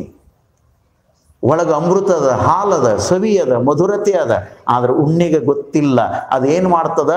ಬರೇ ಕೆಚ್ಚಲದೊಳಗೆ ಕೂತ್ಕೊಂಡು ರುಧಿರವನ್ನ ಹೀರ್ತದ. ರುಧಿರ ಅಂದ್ರೆ ರಕ್ತ, ರಕ್ತವನ್ನು ಹೀರ್ತದ. ಹಾಲಿನ ಸವಿ ರುಚಿ ಉಣ್ಣಿಗೆ ಗೊತ್ತಿಲ್ಲ. ಏನು ಉದಾಹರಣೆ ಕೊಡ್ತಾರ್ರಿ ನಮ್ಮ ಶರಣರು? ಆಕಳದ ಕೆಚ್ಚಲದೊಳಗೆ ಕೂತಿರುವಂತ ಉಣ್ಣೆ ಹಾಲಿನ ಸವಿಯನ್ನ ಅರಿಲಾರ್ದೇನೆ ಅದು ರಕ್ತ ಕುಡಿದು ಹೆಂಗ ಬದುಕ್ತದ, ಹಂಗ ಈ ಮರ್ತ್ಯ ಲೋಕದೊಳಗ ಮಾನವನಾಗಿರುವಂತವನು ಮಹಾತ್ಮರ ಸನ್ನಿಧಾನದೊಳಗ ಪುಣ್ಯ ಕ್ಷೇತ್ರದೊಳಗಿದ್ರೂ ಕೂಡ ಅವನು ಪುಣ್ಯವನ್ನ ಸಂಪಾದನೆ ಮಾಡಿಕೊಳ್ಳೋದಿಲ್ಲ ಅಂದ್ರೆ ಅವನ ಜೀವನ ಆ ಉಣ್ಣೆಗಿಂತ ಕನಿಷ್ಠ. ಅವ್ರು ಹೇಳ್ಯಾರ, ನಾ ಹೇಳೀನಿ, ನಾವೇನೇನು ಅನ್ನೋದು ನಮಗೆ ಗೊತ್ತಾಗ್ತದಲ್ಲ, ಗೊತ್ತಾಗ್ತದೆ. ಪುಣ್ಯದ ಸಂಪಾದನೆಗಾಗಿ ಮುಮುಕ್ಷುಗಳಾಗಬೇಕು, ಹಂಬಲಿಸ್ಬೇಕು, ಅದನ್ನು ಪಡ್ಕೊಳ್ಬೇಕು. ಅದರ ಜೊತೆಗೆ ಕೊನೆಯೊಂದು ಮಾತನ್ನ ಹೇಳಿದ್ರು, ಮಹಾಜನ ಸಮಾಶ್ರಯ, ಮಹಾತ್ಮರ ಸನ್ನಿಧಾನ ಸಿಗೋದು ಕೂಡ ಜೀವನದೊಳಗ ದುರ್ಲಭ ಅದ. ಹಳ್ಳ್ಯಾಗ ನಮ್ಮ ಹಿರಿಯರು ಹಿಂದಿನ ಕಾಲದೊಳಗ ಮಕ್ಕಳಿಗೆ ಬಹಳ ಕಿಮ್ಮತ್ತಿನ ಮಾತು ಹೇಳ್ತಿದ್ರು. ಸಾಮಾನ್ಯ ಮಾತಲ್ಲವು. ಅವರು ಶಾಲೆಗೆ ಹೋಗ್ಲಿಲ್ಲ, ಕಾಲೇಜಿಗೆ ಹೋಗ್ಲಿಲ್ಲ, ಯೂನಿವರ್ಸಿಟಿಯ ಮೆಟ್ಟಿಲುಗಳನ್ನ ಹತ್ತಲಿಲ್ಲ, ದೊಡ್ಡ ದೊಡ್ಡ ಸರ್ಟಿಫಿಕೇಟ್ಗಳನ್ನ ಪಡೆಯಲಿಲ್ಲ. ಸಾಮಾನ್ಯ ಒಕ್ಕಲುತನದ ಕೃಷಿ ಕಾಯಕವನ್ನ ಮಾಡ್ತಾ ಕಸಮುಸರೆ ಮಾಡ್ತಾ ಜೀವನ ಮಾಡಿರುವಂತ ನಮ್ಮ ಹಿರಿಯರಿಗೆ ಜೀವನದ ಜ್ಞಾನ ಎಷ್ಟು ಚಂದಿತ್ತು ಅಂದ್ರ ಅವರು ಒಂದು ಮಾತು ಹೇಳ್ತಿದ್ರು ಮನೆಯೊಳಗ ಮಕ್ಕಳಿಗೆ, ನೋಡ್ರಿಪ್ಪ, ನೀವು ಹಿಂಗ ಬದುಕಬೇಕಲ್ಲ, ಮಹಾತ್ಮರ ಕಣ್ಣಿಗೆ ಬೀಳಬೇಕು, ದೊಡ್ಡವರ ಬೆನ್ನಿಗೆ ಬೀಳಬೇಕು, ದುಷ್ಟನ ಕಂಡ್ರೆ ದೂರ ಇರಬೇಕು ಅಂತ ಹೇಳ್ತಿದ್ರು. ಎಷ್ಟು ಚಲೋ ಮಾತದಾವ. ನೀನು ಬೀಳುವುದಾದರೆ ಒಬ್ಬ ಮಹಾತ್ಮನ ಕಣ್ಣಿಗೆ ಬೀಳಬೇಕು, ನಿನ್ನ ಜೀವನವೇ ಧನ್ಯ ಆಗಿ ಹೋಗಿಬಿಡುತ್ತದೆ. ಮಹಾತ್ಮರ ಕಣ್ಣಿಗೆ ಬೀಳು, ದೊಡ್ಡವರ ಬೆನ್ನಿಗೆ ಬಿಡು. ಯಾರು ದೊಡ್ಡವರು? ದೊಡ್ಡ ಗುಣದ ಭಾವದಲ್ಲಿ ಬದುಕುವವರು ದೊಡ್ಡವರು. ದೊಡ್ಡ ಮನೆ ಕಟ್ಟಿಸಿದವರಲ್ಲ, ಬ್ಯಾಂಕ್ನಾಗ ಬ್ಯಾಲೆನ್ಸ್ ಇಟ್ಟವರಲ್ಲ, ಭಾನಗಡ ಮಾಡಿ ಗಳಿಸೋರಲ್ಲ. ಯಾರು ದೊಡ್ಡವರು? ದೊಡ್ಡತನ ಯಾರಲ್ಲಿ ಇದೆಯೋ ಅವರು ದೊಡ್ಡವರು. ದುಷ್ಟರನ್ನ ಕಂಡ್ರೆ ದೂರಿರಪ್ಪ ಅಂದ್ರ ಈಗ ಉಲ್ಟಾಗ್ಯದ ಜಗತ್ನ್ಯಾಗ. ಅವ್ರು ಕೂಡ ಕೊನೆಗೈತಲ್ಲ, ಅವ್ರು ಕೂಡ ದೋಸ್ತಿ ಬಾಳ ಇರ್ತದೆ ಜಗತ್ನ್ಯಾಗ. ಇವ್ರ ಬಗ್ಗೆ ಲಕ್ಷಣ ಇಲ್ಲ ಜಗತ್ತಿಗೆ. ಹಾಗಾಗಿ ಈ ಮೂರೂ ತತ್ವಗಳ ಅರಿವಿನ ಬೆಳಕಾಗಿ ಸಂಗನ ಬಸವರು ಮುಮುಕ್ಷತ್ವದ ಭಾವನೆಯನ್ನು ಬೆಳೆಸ್ಕೊಳ್ಳಿಕ್ಕೆ ಬಾಲ್ಯದೊಳಗ ಪ್ರಾರಂಭ ಮಾಡಿದ್ರು. ಸಹಜ ಲೌಕಿಕ ಪ್ರಪಂಚದೊಳಗ ಅವರಿಗೊಂದಿಷ್ಟು ಅಕ್ಷರ ಜ್ಞಾನದ ಜೊತೆಗೆ ವಿದ್ಯೆಯನ್ನ ಕಲಿಸುವ ಸಲುವಾಗಿ ಒಂದು ಕಡೆ ನಿನ್ನೆ ತಾವೆಲ್ಲ ಕೇಳಿರಿ, ಸಾಧು ಸಿದ್ಧರಾಮ ಗುರುಸಿದ್ಧ ಶಿವಯೋಗಿಗಳ ಅಪ್ಪಣೆಯಂತೆ ತನ್ನಲ್ಲಿರುವ ವಿದ್ಯೆ, ಜ್ಞಾನ, ಯೋಗ, ಸಂಗೀತ, ಸಾಹಿತ್ಯ ಇದೆಲ್ಲದನ್ನು ಕೂಡ ತಾವೇನು ತಿಳ್ಕೊಂಡಿದ್ರು ಅದನ್ನೆಲ್ಲದನ್ನು ಕೂಡ ಪಾಠವಾಗಿ ಹೇಳ್ತಾ ಇದ್ರು ಕೂಡ ಶಿಕ್ಷಣ ವ್ಯವಸ್ಥೆಗೆ ಅಂದಿನ ಕಾಲದೊಳಗ ಮುಲ್ಕಿ ಪರೀಕ್ಷೆ ಪಾಸ್ ಮಾಡಿದ್ರೆ ಬಹಳ ದೊಡ್ಡದು. ಈಗೆಲ್ಲ 10 PhD ಮಾಡಿದವರು ಅದಾರ, ಚಂದ ಪಚಡಿ ಮಾಡಕ್ ಬರಲ್ಲ. PhD 10 ಮಾಡ್ಯ. ಇದು ಬೇರೆ, ನಾವು ಕಲಿಯುವ ವಿದ್ಯೆನೇ ಬೇರೆ. ಹಾಗಾಗಿ ವಿದ್ಯೆಗೂ ವಿದ್ಯಾವಂತರಿಗೂ ಸಾಕ್ಷರಿಗಳಿಗೂ ಬಹಳ ವ್ಯತ್ಯಾಸ ಅದ. ಟೋಟಲ್ ಆಗಿ ಎಲ್ಲರನ್ನೂ ಆ ಪದದೊಳಗೆ ಬಳಸಾಕ ಬರೋದಿಲ್ಲ, ವ್ಯತ್ಯಾಸ ಅದ ನೋಡಿ. ಹಾಗಾಗಿ ಅವರಿಗೆ ಶಿಕ್ಷಣದ ಸಂಸ್ಕಾರವನ್ನು ಕೊಡಿಸಬೇಕು ಅಂತ ತಿಳ್ಕೊಂಡು ತಂದೆಯವರಾಗಿರುವಂತ ವೀರಪ್ಪನವರು ಇದೇ ರಾಂಪುರದೊಳಗಿರುವಂತ ಅಂದಿನ ಗಾಂಟಿ ಶಾಲೆಗಳು ಗುಡಿಯಾಗಿ ನಡೀತಿದ್ದು, ಮಠದಾಗ ನಡೀತಿದ್ದು. ಈಗಿನ ತರ ಇರಲಿಲ್ಲ. ನೂರಾರು ವರ್ಷಗಳ ಹಿಂದಿನ ಅಪರೂಪವಾದ ಸಂದರ್ಭಗಳನ್ನು ನಾವು ನೆನೆಸ್ಕೊಂಡ್ರೆ ಎಲ್ಲಾ ಕಡೆನೂ ಕೂಡ ಗಾಂಟಿ ಶಾಲೆಗಳು ಇರ್ತಿದ್ದು. ಯಾರು ಒಂದಿಷ್ಟು ಅಕ್ಷರದ ಜ್ಞಾನವನ್ನ ಮಾಡ್ಕೊಂಡಿದ್ರೋ ಅವರೇ ಪಾಠಗಳನ್ನು ಹೇಳ್ತಿದ್ರು. ಅದಕ್ಕಾಗಿನೇ ನಮ್ಮ ನಾಡಿನೊಳಗ ಸಾಲಿ ಮಠಗಳು ಅಂತ ಹುಟ್ಟುಕೊಂಡು, ಓದ್ಸೋ ಮಠಗಳು ಅಂತ ಹುಟ್ಟುಕೊಂಡ. ಅವತ್ತಿನ ಕಾಲದೊಳಗೆ ಅವೇ ದೊಡ್ಡ ಯೂನಿವರ್ಸಿಟಿಗಳು. ಯಾವಾಗ ಬ್ರಿಟಿಷರು ನಮ್ಮನ್ನು ಆಳಾಕ ಬಂದ್ರೋ ಅವರು ತಮ್ಮ ಆ ಎಲ್ಲ ಪದ್ಧತಿಗಳನ್ನು ತಂದು ಇಲ್ಲಿ ಏರಿದ್ರು. ಇವತ್ತು ನಾವೇನು ನಮ್ಮ ಮಕ್ಕಳಿಗೆ ಎಜುಕೇಶನ್ ಅನ್ನು ಕೊಡಿಸ್ತಾ ಇದ್ದೇವೆ, ಅದು ನಮ್ಮ ಭಾರತೀಯ ಪರಂಪರೆಯ ವಿದ್ಯಾ ಸಂಸ್ಕೃತಿ ಅಲ್ಲ. ಸುಮ್ಮನೆ ಅವ್ರು ಬಿಟ್ಟು ಹೋಗ್ಯಾರ, ಕೊಟ್ಟು ಹೋಗ್ಯಾರ, ಅದನ್ನ ಗಟ್ಟಿಡ್ಕೊಂಡು ನಮ್ಮ ಮಕ್ಕಳಿಗೆ ಅದನ್ನು ಕೊಡಿಸ್ತಾ ಇದ್ದೇವೆ. ನಮ್ಮ ಭಾರತೀಯ ಪರಂಪರೆಯ ವಿದ್ಯೆ ಯಾವುದು ಅಂದ್ರೆ, ನಮ್ಮಲ್ಲಿ 64 ವಿದ್ಯೆಗಳು ಅಂತಿದ್ದು 64. ಆ ವಿದ್ಯೆಗಳ ಜೊತೆಗೆ 2 ಅದ್ಭುತವಾದ ಸಾಧನೆಯ ಮಾರ್ಗಗಳನ್ನ ಈ ನಾಡಿನ ಮಹಾನುಭಾವರು ಕೊಟ್ಟರು ಭಾರತೀಯ ಪರಂಪರೆಯಲ್ಲಿ. ಅದಕ್ಕೆ ಪರಾವಿದ್ಯೆ, ಅಪರಾವಿದ್ಯೆ ಅಂತ ಕರೀತಾರ. ಪರಾವಿದ್ಯೆ ಅಂದ್ರ ಈ ಜಗತ್ತಿನ ಭೌತಿಕ ವಿಷಯ ವಸ್ತುಗಳ ಬಗ್ಗೆ ಜ್ಞಾನವನ್ನ ಮಾಡಿಕೊಳ್ಳೋದಕ್ಕ ಪರಾವಿದ್ಯೆ ಅಂತ ಕರೀತಾರ. ಈ ಜಗತ್ತಿಗೆ ಸಾಕ್ಷಿಯಾಗಿರುವಂತ ಪರಮಾತ್ಮನ ಜ್ಞಾನವನ್ನ ಮಾಡಿಕೊಳ್ಳೋದಕ್ಕೆ ಅಪರಾವಿದ್ಯೆ ಅಂತ ಕರೀತಾರೆ. ಲೌಕಿಕ ಮತ್ತು ಪಾರಮಾರ್ಥ ಬದುಕಾಕ ಅದೂ ಬೇಕು, ಜೀವನದ ಕಲ್ಯಾಣಕ್ಕೆ ಅದೂ ಬೇಕು, ಎರಡೂ ಇರಬೇಕದು. ಇದು ವಿದ್ಯಾ ಪರಂಪರೆ. ಆದರೆ ರಾಂಪುರದೊಳಗಿರುವಂಥ ಗಾಂಟಿ ಶಾಲೆಗೆ ಸಂಗನ ಬಸವರನ್ನ ಸೇರ್ಪಡೆ ಮಾಡಿದರು ತಂದೆಯವರು, ವೀರಪ್ಪನವರು. ಅಕ್ಷರ ಜ್ಞಾನವನ್ನ ಪಡ್ಕೊಳ್ತಾ ವರ್ಷ ಒಳ್ಳೆಯ ಓದನ್ನ ಓದುತ್ತಾ ಬರೀತಾ ತರಗತಿಗಳನ್ನ ಪಾಸ್ ಮಾಡ್ತಾ ಸಂಗನ ಬಸವರು 6ನೇ ತರಗತಿಯವರೆಗೆ ರಾಂಪುರದ ನೆಲದೊಳಗನೆ ಅಕ್ಷರ ಜ್ಞಾನವನ್ನು ಮಾಡಿಕೊಂಡ್ರು. ಶಿಕ್ಷಣ ಬೇಕು ಜೀವನಕ್ಕೆ. ಅದು ಬದುಕನ್ನ ಬಹಳ ಅದ್ಭುತವಾಗಿ ಬದಲಾವಣೆ ಮಾಡುತ್ತದೆ. ನೋಡಿ, ವೇದಾಂತ ಶಾಸ್ತ್ರದೊಳಗ ಶ್ರೀಮನ್ ನಿಜಗುಣ ಶಿವಯೋಗಿಗಳು ಬಹಳ ಸುಂದರವಾದ ಒಂದು ಮಾತನ್ನು ಬರೀತಾರೆ. ಅವರ ಸಾಹಿತ್ಯ ಓದಬೇಕು ಜೀವನದೊಳಗೆ, ಬಹಳ ಅದ್ಭುತ. ಅವರು ಒಂದು ಪ್ರಶ್ನೆ ಮಾಡ್ತಾರೆ, ಜೀವನದೊಳಗ ಬದುಕಿನೊಳಗ ಅಚ್ಚಳಿಯದೆ ಉಳಿಯುವ ಆಭರಣ ಯಾವುದು ಅಂತ ಪ್ರಶ್ನೆ ಮಾಡ್ಯಾರ. ಯಾರು? ನಿಜಗುಂಡ್ರು. ಅಚ್ಚಳಿಯದೆ ಉಳಿಯುವ ಆಭರಣ ಯಾವುದು? ಉಳಿದೆಲ್ಲ ಆಭರಣಗಳು ಒಂದು ದಿನ ಇರ್ತಾವ, ತ್ರಾಸು ಬಂದಾಗ ಹೋಗ್ತಾವ. ನೀವು ನೆಕ್ಲೆಸ್ ಹಾಕೋರಿ, ಚೈನ್ ಹಾಕೋರಿ, ಕಡಗ ಹಾಕೊಳ್ರಿ, ಉಂಗುರ ಹಾಕೊಳ್ರಿ, ಬೇಕಾದೊಟ್ಟು ಆಭರಣಗಳನ್ನ ಮೈ ಮೇಲೆ ಹಾಕೊಳ್ರಿ. ಒಂದು ಕಾಲಕ್ಕೆ ಇರ್ತಾವ, ಒಂದು ಕಾಲಕ್ಕೆ ಇಲ್ಲದಂಗ ಆಗ್ತಾವ. ಆದರೆ ಓ ಮನುಷ್ಯರೇ, ವಿಚಾರ ಮಾಡಿ, ನಿಮ್ಮ ಜೀವನದೊಳಗ ಅಚ್ಚಳಿಯದೆ ಉಳಿಯುವ ಒಂದು ಆಭರಣ ಅದ, ಅದು ಯಾವುದು ಅಂತ ಪ್ರಶ್ನೆ ಕೇಳ್ಯಾರ. ಬಹಳ ಚಂದ ಅವರು ಪ್ರಶ್ನೆಗಳು. ಈಗ ಹೆಂಗ ಕನ್ನಡ ಶಾಲೆಯೊಳಗ ಹುಡುಗರನ್ನ ಕೂಡಿಸ್ಕೊಂಡು ಕ್ಲಾಸ್ ರೂಮಿನೊಳಗ ಮಾಸ್ತರ್ ಪ್ರಶ್ನೆ ಕೇಳ್ತಿರ್ತಾರಲ್ಲ, ಹುಡುಗರು ಉತ್ತರ ಕೊಡ್ತಿರ್ತಾರ. ಮಾಸ್ತರ್ಗಳು ಬಹಳ ಚಂದ ಪ್ರಶ್ನೆ ಕೇಳ್ತಿರ್ತಾರ. ಒಬ್ಬ ಮಾಸ್ತರ್ ಕೇಳಿದ್ನಂತ, ಜಗ್ಗಿದ್ರೆ ಹಿಗ್ಗೋದು ಯಾವ್ದಂತ ಕೇಳಿದ್ನಂತ. ಕನ್ನಡ ಶಾಲೆಯಾಗ ಮಾಸ್ತರ್ ಕೇಳಿದ, ಜಗ್ಗಿದ್ರ ಹಿಗ್ಗೋದು ಯಾವುದು? 40 ಹುಡುಗರು ಎಲ್ಲವೂ ಸುಮ್ ಕುಂತಿದ್ದು. ನಮ್ ಸಿದ್ಧ ಇದ್ದ ಎದ್ದ. ಸರ್ ನಾ ಹೇಳ್ತೀನ್ರಿ, ಹೇಳು ಅಂದ್ರು. ಅವಾಗ ಅವ ಹೇಳ್ದ, ಸರ್ ಜಗ್ಗಿದ್ರೆ ಹಿಗ್ಗೋದು ರಬ್ಬರ್ ಅಂದ. ಬರೋಬರಿ ಅದ, ರಬ್ಬರ್ ಜಗ್ಗಿದ್ರೆ ಹಿಗ್ತದ. ಓಕೆ ಕೂತ್ಕೋ ಅಂದ್ರ. ಇಷ್ಟಕ್ಕೆ ಬಿಡ್ಬೇಕಿಲ್ಲ ಮಾಸ್ತರ್. ಹುಡುಗರು ಮುಂದೆ ನಾ ಶಾಣೆ ಆಗಬೇಕಂತೇಳಿ ಜಗ್ಗಿದ್ರೆ ಹಿಗ್ಗೋದು ರಬ್ಬರ್ ಬರೋಬರಿ, ಜಗ್ಗಿದ್ರೆ ಗಿಡ್ಡಾಗೋದು ಯಾವ್ದು ಅಂತ ಕೇಳ. ಜಗ್ಗಿದ್ರೆ ಗಿಡ್ಡಾಗೋದು ಯಾವ್ದು? ಎಲ್ಲ ಹುಡುಗರು ಸುಮ್ ಕೂತಿದ್ದು. ಸಿದ್ಧ ಸರ್ ಹೇಳ ಎದ್ದ. ಅವ ಹೇಳ್ದಂತ, ಸರ್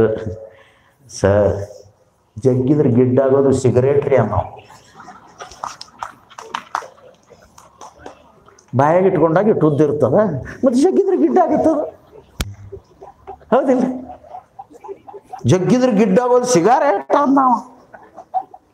ಆವಾಗ ಮಾಸ್ತರ್ಗೆ ಆಶ್ಚರ್ಯ ಕೇಳ್ದ, ಏಯ್ ನಿನಗೆ ಹೆಂಗೆ ಗೊತ್ತೋ? ಇಟ್ಟುಕರ ಬಿಡ್ಬೇಕಲ್ಲ.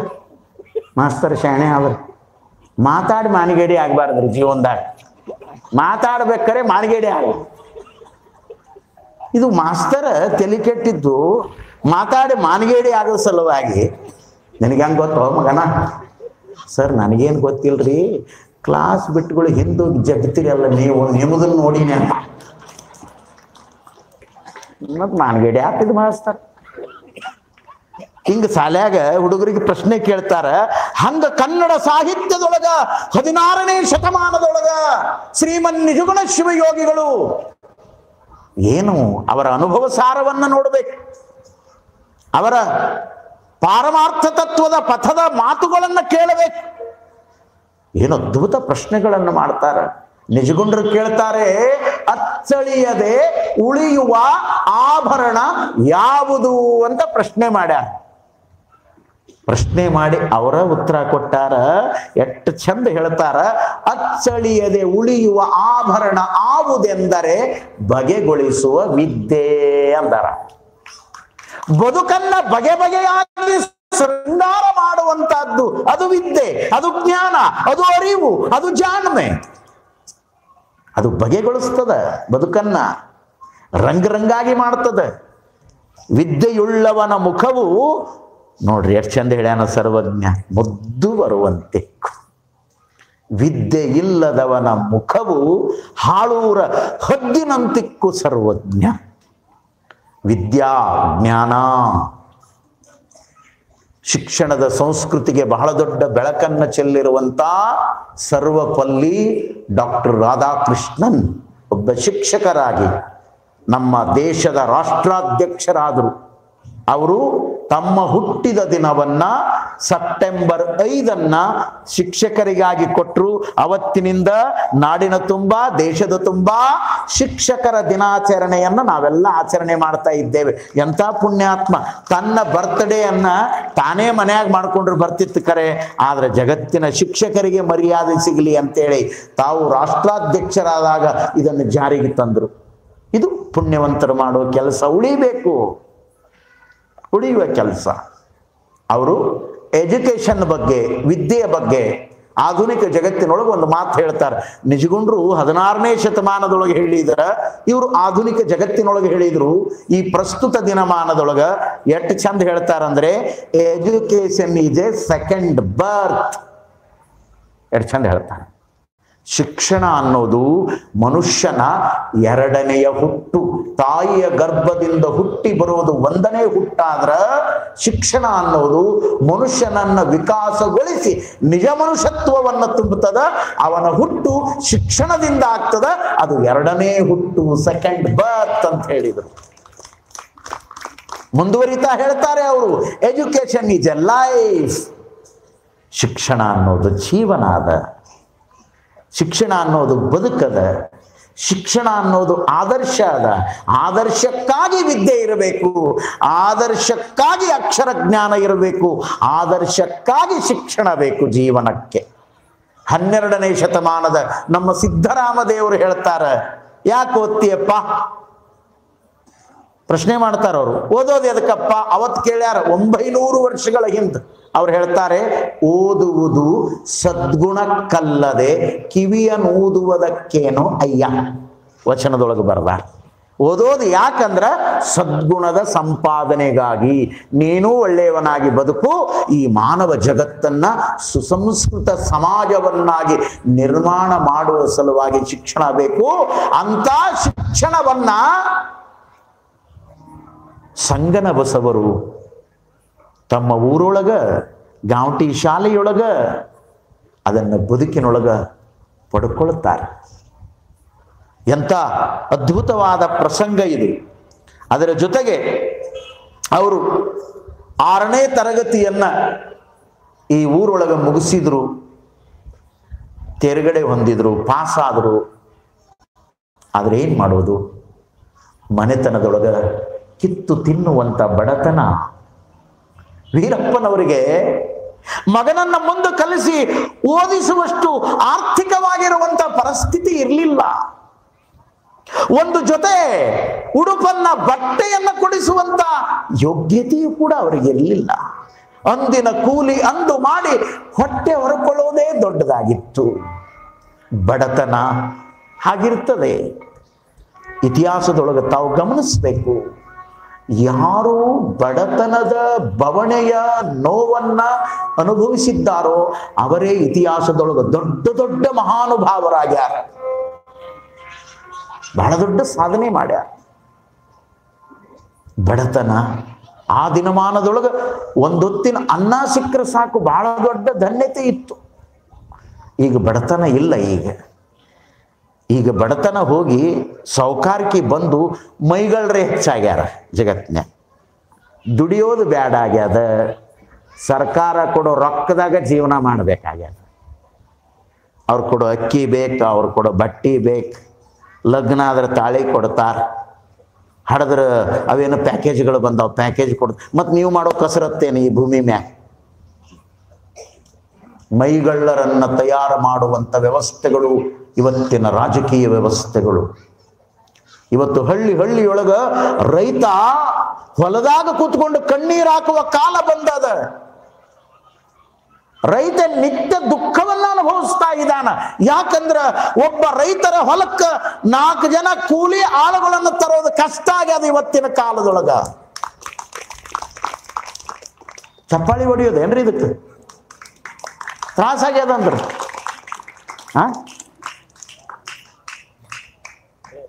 ಇದ್ರ ಬಗ್ಗೆ ಆಲೋಚನೆ ಮಾಡ್ರಿ ಅಂತ ನಾ ಹೇಳತ್ತೀನಿ. ಆಳು ಸಿಗಲ್ಲ ಅಂದ್ರೆ ಚಪ್ಪಾಳಿ ಹೊಡ್ಕೋತ ಕೂತ್ರೆ ಹೆಂಗ? ಹಿಂಗ ನಮ್ಮ ಹಿರಿಯರು ಎಷ್ಟು ಚಂದ ವಿಚಾರ ಮಾಡಿದ್ರು ನೋಡ್ರಿ. ಅವ್ರು ನೀವ್ ಹೇಳಿದ್ದು ಸತ್ಯದ ಅಂತ ಚಪ್ಪಾಳಿ ಹೊಡೆದ್ರು ಅಂತಾರ ಅವ್ರು. ಅಪರೂಪದ ಮಾತು. ಬಂಧುಗಳೇ, ಇವತ್ತು ವಿಚಾರ ಮಾಡ್ಬೇಕು ನಾವು, ಯಾಕೆ ಈ ಪರಿಸ್ಥಿತಿ ಬಂದಿದೆ ಈ ಮಾನವ ಸಮಾಜದೊಳಗ. ಬಹಳ ಕಷ್ಟ ಅದ. ಇವತ್ತು ರೈತರು ಬೇಡ ಅಂತಾರ. ಇವತ್ತು ಒಂದು ಮಾತು ಹೇಳ್ತೀನಿ, ಪ್ರಸಂಗ ಬಂದದ, ನೆನಪಾಗ್ಯದ. ಕೊರೋನಾ ಬಂದ ಕಾಲದೊಳಗ ಇಡೀ ಜಗತ್ತೇ ಲಾಕ್ ಡೌನ್ ಆಯಿತು. ವಿಚಾರ ಮಾಡ್ರಿ. ದೊಡ್ಡ ದೊಡ್ಡ ಉದ್ಯಮಗಳು ನಿಂತು ಹೋದವು, ದೊಡ್ಡ ದೊಡ್ಡ ಫ್ಯಾಕ್ಟರಿಗಳು ನಿಂತು ಹೋದವು, ದೊಡ್ಡ ದೊಡ್ಡ ಆಫೀಸ್ಗಳು ನಿಂತು ಹೋದವು, ಲೋಕಸಭೆ ವಿಧಾನಸಭೆಗಳಂತವೇ ನಿಂತು ಹೋದವು. ಯಾರೂ ಹೊರಗೆ ಬರಲಾರ್ದಂಗಾಯಿತು.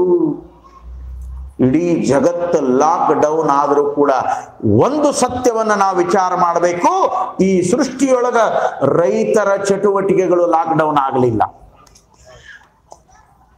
ರೈತರ ಚಟುವಟಿಕೆಗಳು 2 ವರ್ಷ ಲಾಕ್ ಡೌನ್ ಆಗಿದ್ರ ಅನ್ನ ಸಿಗ್ತಿರ್ಲಿಲ್ಲ, ತರಕಾರಿ ಸಿಗ್ತಿರ್ಲಿಲ್ಲ, ಹಣ್ಣು ಹಂಪಲುಗಳು ಸಿಗ್ತಿರ್ಲಿಲ್ಲ, ಹಾಲು ಸಿಗ್ತಿರ್ಲಿಲ್ಲ, ಮೊಸರು ಸಿಗ್ತಿರ್ಲಿಲ್ಲ, ಎಲ್ಲದೂ ಸಿಕ್ಕಿತು. ಯಾಕೆ?